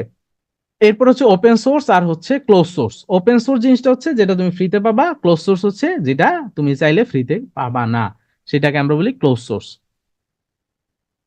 এরপর হচ্ছে সোয়াপিং। সোয়াপিং বলছিলাম যে যে জিনিসটা আমাদের অপারেটিং সিস্টেমের গুরুত্বপূর্ণ ফাইল বা ইনফরমেশন ও এগুলা কি করে আলাদা একটা ড্রয়ারের মধ্যে রাখে, এই ড্রয়ারটাকে আমরা বলি হচ্ছে ভার্চুয়াল স্টোরেজ। এই মানে এই ভার্চুয়াল স্টোরেজ ক্রিয়েট করার যে ব্যাপারটা, সেটাকে আমরা বলি সোয়াপিং। আর রাউন্ড রবিন হচ্ছে একটা সবচেয়ে পুরাতন জব শিডিউলিং পলিসি। এবং এটার মধ্যে কি স্টারভেশন হয় না। আহ এবং সে কি করে টাইম গুলাকে স্লাইস করে এক এক দুই তিন, এই তিন থেকে আবার কই আসবে? ও একে আসবে, এইভাবে সে টাইম ভাগ করে ব্যবহার করে। এটাকে আমরা বলি round robin job scheduling policy. Then আমরা পড়ছি ব্লক চেইন। ব্লক চেইন বলতে ক্রিপ্টোকারেন্সি বা বিটকয়েন যেটাই বলি না কেন, এই ব্লকগুলো একে অন্যের সাথে কানেক্টেড থাকে, এই যে একটা আরেকটার সাথে কানেক্টেড থাকে, এই জন্য এটার নাম হচ্ছে ব্লক চেইন। ওকে। সো এখানে তিনটা জিনিস থাকে, একটা ডেটা, একটা হ্যাশ। হ্যাশ একটু আগে দেখিয়েছি, ডেটা তুমি যে কোনো একটা ডেটা রাখতে পারবা, ওই ডেটাটা কি হবে? হ্যাশ আকারে থাকবে এবং সে আগের ব্লকের হ্যাশের সাথে কানেক্টেড থাকবে। এই তিনটা প্রযুক্তি থাকে এবং এটা সবচেয়ে উন্মুক্ত, নিরাপদ, কারণ এখানে থার্ড কোনো ব্যক্তির কানেকশন ছাড়াই তুমি একজনের সাথে আরেকজনের ট্রানজেকশন করতে পারবা। এরপর ডিফ্রাগমেন্টেশন ছিল, যে আমাদের কম্পিউটারে যখন আমরা হার্ড ডিস্কে কোনো ডাটা রাখি, তো এই লেখার সুবিধার কারণে বা ডাটা রাখার সুবিধার কারণে এগুলা বিভিন্ন টুকরা টুকরা করে বিভিন্ন জায়গায় রাখা হয়। সো এগুলাকে কাছাকাছি নিয়ে আসা, একসাথে নিয়ে আসা, এটাকে আমরা বলি ডিফ্রাগমেন্টেশন। সো এটা করলে যেটা হয়, আমাদের কম্পিউটারে গতি বাড়ে। সো এরপরে ছিল আমাদের ডিভাইস ড্রাইভার। ডিভাইস ড্রাইভার বলছিলাম যে কোনো একটা হার্ডওয়্যার তুমি যদি কম্পিউটারে ব্যবহার করতে চাও, দেন তোমার একটা সফটওয়্যার ইনস্টল করতে হবে। সেই সফটওয়্যারটাকে আমরা ডিভাইস ড্রাইভার বলি। কারণ এটা একটা high level computer program. Utility program হচ্ছে যেগুলো আমাদের কম্পিউটারকে ভালো রাখার জন্য ব্যবহার করা হয়, যেমন অ্যান্টিভাইরাস বা হচ্ছে ডিস্ক পার্টিশন, ডিস্ক ডিফ্রাগমেন্টেশন। এই জিনিসগুলো হচ্ছে ইউটিলিটি প্রোগ্রাম। সো এরপরে আসছে আমাদের অ্যাপ্লিকেশন সফটওয়্যার। অ্যাপ্লিকেশন সফটওয়্যার হচ্ছে নির্দিষ্ট একটা কাজের জন্য আমরা যে সফটওয়্যারগুলো ইউজ করি, সেটা হচ্ছে অ্যাপ্লিকেশন সফটওয়্যার। যেমন হচ্ছে এবং অ্যাপ্লিকেশন সফটওয়্যারকে দুই ভাগে ভাগ করা যায়, কাস্টমাইজ আর হচ্ছে প্যাকেজ। কাস্টমাইজ মানে তোমার ব্যক্তিগত প্রয়োজনের জন্য বা তোমার কোম্পানির প্রয়োজনের জন্য যদি তুমি কোনো একটা সফটওয়্যার বানায় নাও নিজের মতো করে, সেটা হচ্ছে কাস্টমাইজ সফটওয়্যার। আবার প্যাকেজ সফটওয়্যার হচ্ছে যে বিভিন্ন কোম্পানি সাধারণ মানুষের ব্যবহারের জন্য যে সফটওয়্যারগুলো বানায়, সেগুলোর নাম হচ্ছে প্যাকেজ সফটওয়্যার। যেমন ওয়ার্ড প্রসেসিং সফটওয়্যার ছিল, যেমন Microsoft Word, Lotus, Notepad, WordPad, এগুলো হচ্ছে ওয়ার্ড প্রসেসিং সফটওয়্যার। এবং সবচেয়ে ইম্পর্টেন্ট হচ্ছে ওয়ার্ড, এখানে মনে রাখবা ওয়ার্ড স্টার, এটা হচ্ছে প্রথম প্রথম ওয়ার্ড প্রসেসিং সফটওয়্যার। এটা হচ্ছে প্রথম স্প্রেডশিট সফটওয়্যার ভিসিক্যাল। মাইক্রোসফট এক্সেল সবচেয়ে জনপ্রিয় এবং এটার আবিধানিক অর্থ এটাও একটু মনে রাখবা, স্প্রেডশিটের আবিধানিক অর্থ হচ্ছে ছড়ানো পাতা। এটা কেন ইউজ করা হয়? নর্মালি ব্যাংকিং বা অ্যাকাউন্টিং রিলেটেড কাজে আমরা স্প্রেডশিট ইউজ করি। গ্রাফিক্স সফটওয়্যার যেগুলো দিয়ে গ্রাফিক্সের কাজ করে, যেমন অ্যাডোব ফটোশপ, অ্যাডোব ইলাস্ট্রেটর, এই ধরনের যেগুলো আছে, হ্যাঁ, পিজেভ আছে, কোরাল আছে, সো পেইন্ট আছে, এগুলো দিয়ে আমরা কি করি? বিভিন্ন ধরনের ব্যানার বানাই, ছবি এডিট করি, এই কাজগুলো গ্রাফিক্সের কাজ করি। সো এটা গ্রাফিক্স সফটওয়্যার। ক্যাড হচ্ছে কম্পিউটার এইডেড ড্রাফটিং, যেমন অটোক্যাড, অটোডেস্ক, এগুলা 2D বা 3D নকশা প্রণয়নের জন্য ব্যবহার করা হয়। প্রেজেন্টেশন সফটওয়্যার, যেমন আমরা এখন প্রেজেন্টেশন দেখছি, সো এটা হচ্ছে presentation software, Microsoft power point. Similarly Google slide আছে, কোরাল আছে, এই যে এগুলো হচ্ছে প্রেজেন্টেশন সফটওয়্যার। মাল্টিমিডিয়া, যেগুলোতে তুমি গান শুনতে পারবা, সিনেমা দেখতে পারবা, ছবি দেখতে পারবা, এগুলোকে আমরা বলি মাল্টিমিডিয়া সফটওয়্যার, যেমন ভিএলসি প্লেয়ার, কেএম প্লেয়ার, তারপর হচ্ছে মিডিয়া মান কি, উইন্ডোজ মিডিয়া প্লেয়ার, এগুলো হচ্ছে multimedia software. Then file compression, যে সফটওয়্যার গুলো আমাদের ফাইলকে ছোট কম্প্রেশন করে এক জায়গা থেকে আরেক জায়গায় পাঠাতে সাহায্য করে, সেগুলো হচ্ছে ফাইল কম্প্রেশন সফটওয়্যার, যেমন উইনজিপ, 7zip, উইনরার, জিপওয়্যার, এগুলো হচ্ছে সব ফাইল কম্প্রেশন সফটওয়্যার। দেন ডেটাবেস সফটওয়্যার, এগুলা তোমরা পরেও পড়তে পারবা, সো এখানে নট নেসেসারি। ডাটাবেস সফটওয়্যার, এটা ডাটাবেসের আলাদা আমাদের লেকচারই আছে। এটা হচ্ছে বিভিন্ন ধরনের browser, Chrome, Safari, Opera, Mozilla, UC. মাইক্রোসফটের ব্রাউজার কোনটা? মাইক্রোসফটের ব্রাউজারের নাম হচ্ছে মাইক্রোসফট এইস। পোর্টেবল প্রোগ্রাম বলছি, যে প্রোগ্রামগুলো ইনস্টল ছাড়া ইউজ করা যায়, সেটা হচ্ছে portable program. Vertical application program হচ্ছে যেগুলো সাধারণ মানুষের জন্য না, নির্দিষ্ট কিছু মানুষ ইউজ করবে, ধরো সিভিল ইঞ্জিনিয়াররা ই টাইপস ইউজ করবে। সিমিলারলি হচ্ছে তো সিএসসি যারা, তারা হয়তো কিছু স্পেশাল সফটওয়্যার ইউজ করে। এই ধরনের সফটওয়্যার গুলোকে আমরা বলি ভার্টিক্যাল অ্যাপ্লিকেশন সফটওয়্যার। আর যেগুলো সবাই ইউজ করে, কমনলি ইউজ করে, সেগুলোকে আমরা বলি হরাইজন্টাল অ্যাপ্লিকেশন সফটওয়্যার, যেমন মাইক্রোসফট ওয়ার্ড বা মাইক্রোসফট এক্সেল সবাই ইউজ করে। এটা তো পড়ছি। পার্টিশন মানে হচ্ছে তোমার যে হার্ড ডিস্ক, এই হার্ড ডিস্ককে ছোট ছোট ভাগে ভাগ করা, এটাকে আমরা বলি পার্টিশন। আর ফরম্যাট মানে হচ্ছে ডিলিট করে দেওয়া। ফাইল সিস্টেম, এখানে বলছি জাস্ট এগুলো মনে রাখবা। ফ্যাট 16 2 GB, ফ্যাট 32 8 GB, আর এনটিএফএস হচ্ছে 256 টেরাবাইট, সরি 8 টেরাবাইট। আর ফ্যাট মানে হচ্ছে ফাইল অ্যালোকেশন টেবিল, এনটিএফএস মানে হচ্ছে নিউ টেকনোলজি ফাইল সিস্টেম। এরপরে আমরা ফার্মওয়্যার দেখছি। ফার্মওয়্যার কি ছিল? ফার্মওয়্যার ছিল হচ্ছে রোমের মধ্যে যে প্রোগ্রামটা কোম্পানি থেকে ইনস্টল করে দেয়, সেটার নাম হচ্ছে ফার্মওয়্যার। একটা ফার্মওয়্যারের এক্সাম্পল হচ্ছে বায়োস, হচ্ছে একটা ফার্মওয়্যার। সো বায়োসের কাজ কি? বায়োসের কাজ হচ্ছে কম্পিউটার অন করলেই প্রথম যে প্রোগ্রামটা চালু হয় সেটার নাম হচ্ছে, বা প্রথম যে প্রোগ্রামটা কাজ করে তার নাম হচ্ছে বায়োস। বায়োসের কাজ হচ্ছে অপারেটিং সিস্টেমকে লোড করা, যাতে তোমার কম্পিউটার অপারেটিং সিস্টেমটা লোড হয়। তো সে লোড হওয়ার জন্য কি করে? প্রথমে যে জিনিসটা কাজ করে তার নাম হচ্ছে POST, power on self test. সে আগে দেখে যে কম্পিউটারের হাত পা নাড়ি নক্ষত্র সব ঠিক আছে কিনা। যদি ঠিক থাকে তাহলে সে একটা সিগন্যাল দেয় যে সব ঠিক আছে। তখন এই বায়োসটা কি করে? যে বুট লোডার, তারে বলে এই অপারেটিং সিস্টেম লোড করার জন্য। বুট লোডার তখন বুট স্টেপ এই গাইডলাইন গুলো ফলো করে। আর এখানে বলা আছে যে অপারেটিং সিস্টেমকে বাইর করার জন্য, খুঁজে বের করার জন্য কি করতে হবে। সো বুট লোডার এই অপারেটিং সিস্টেমকে বুট স্টেপের গাইডলাইন অনুযায়ী খুঁজে এনে র্যামের মধ্যে লোড করে, তখন আমাদের উইন্ডোজ ওপেন হয়, আমরা কম্পিউটার চালাতে পারি। সো এরপরে বুট শব্দটার মানে হচ্ছে কম্পিউটার স্টার্ট বা রিস্টার্ট দেওয়া। আমরা কম্পিউটার স্টার্ট দিই বা রিস্টার্ট দিই, এটারে আরেকটা নাম হচ্ছে বুট। এবং অপারেটিং লোডিং প্রক্রিয়াকে আমরা বলি বুটিং। সো যদি অপারেটিং সিস্টেম না থাকে তাহলে কি হবে না? কম্পিউটার বুট হবে না। বুট হবে কিভাবে? অপারেটিং সিস্টেম তো অনই হবে না। আর তোমার হার্ড ডিস্কে যদি না থাকে, অ্যাটলিস্ট তোমার কিছু বুটেবল মিডিয়া বা হচ্ছে পেন ড্রাইভ, এগুলোর মধ্যে তোমার উইন্ডোজটা দিয়ে দেন অন করতে হবে। তারপরে হচ্ছে বুট স্টেবল লোডার, একটু আগে বললাম, যদি পোস্ট তোমার কম্পিউটারের মধ্যে কোনো প্রবলেম না পায় তাহলে তো অন হয়ে গেল। কোনো প্রবলেম পাইলে কি হবে? এটা রিপেয়ার মোডে অন হবে। আচ্ছা, এখানে আর দুইটা জিনিস আছে। একটা হচ্ছে সেভ মোড। সেভ মোড মানে যদি তোমার কম্পিউটারে কোনো প্রবলেম থাকে, অপারেটিং সিস্টেম যদি বুঝতে পারে যে কোনো প্রবলেম হচ্ছে, তাহলে সে যেটা করবে, তোমার কম্পিউটারে শুধুমাত্র প্রয়োজনীয় যে ফাইলগুলা, সেগুলা নিয়ে তোমার কম্পিউটারটাকে অন করবে। কিছু কোর ড্রাইভার নিয়ে সে অন করবে। এটাকে আমরা বলি সেফ মোড। তোমার সব টোগ্রাম এগুলো আসবে না, এটা আমরা সেফ মোড বলি। আচ্ছা, আর সিস্টেম মোড জিনিসটা আসলে কিছুই না। সিস্টেম মোডটা হচ্ছে তোমার অপারেটিং সিস্টেমের একটা, মানে একটা প্রোগ্রাম, হ্যাঁ, যেটা হচ্ছে সিপিইউর বিভিন্ন কাজকর্ম এক্সিকিউট করে, সেটা হচ্ছে সিস্টেম মোড। ট্রাবল শুটিং হচ্ছে তোমার কম্পিউটারে যে বিভিন্ন সমস্যা হয় সেগুলো ধারাবাহিক সমাধানকে আমরা বলি ট্রাবল শুটিং। অনেক সময় দেখবা যে তোমার কম্পিউটারে হয়তো ইন্টারনেট কাজ করে না, তো এখানে ট্রাবল শুটিং লেখা থাকে। তো ট্রাবল শুটিং করলে ও তোমার বলে দিবে যে তোমার কোন জায়গায় সমস্যা, তোমার বাসার যে ইন্টারনেটের তারে সমস্যা নাকি নেটের কানেকশন নাই, এটা তোমার বলে দিবে। সো এটাকে ট্রাবল শুটিং বলা হয়। কম্পিউটার রক্ষণাবেক্ষণ তো বললাম যে তোমার কম্পিউটারকে ভালো রাখার জন্য তুমি কি করবা, ধুলাবালি মুক্ত রাখবা, পানি ফেলবা না, তাপমাত্রা নিয়ন্ত্রণে রাখতে হবে। সো এই জিনিসগুলো হচ্ছে কম্পিউটার রক্ষণাবেক্ষণ। হ্যাঁ, সো এই হচ্ছে মোটামুটি আজকের, এখানে তো এটা তো ছোটই লেকচারে, তোমাদের কিছুই তো নাই।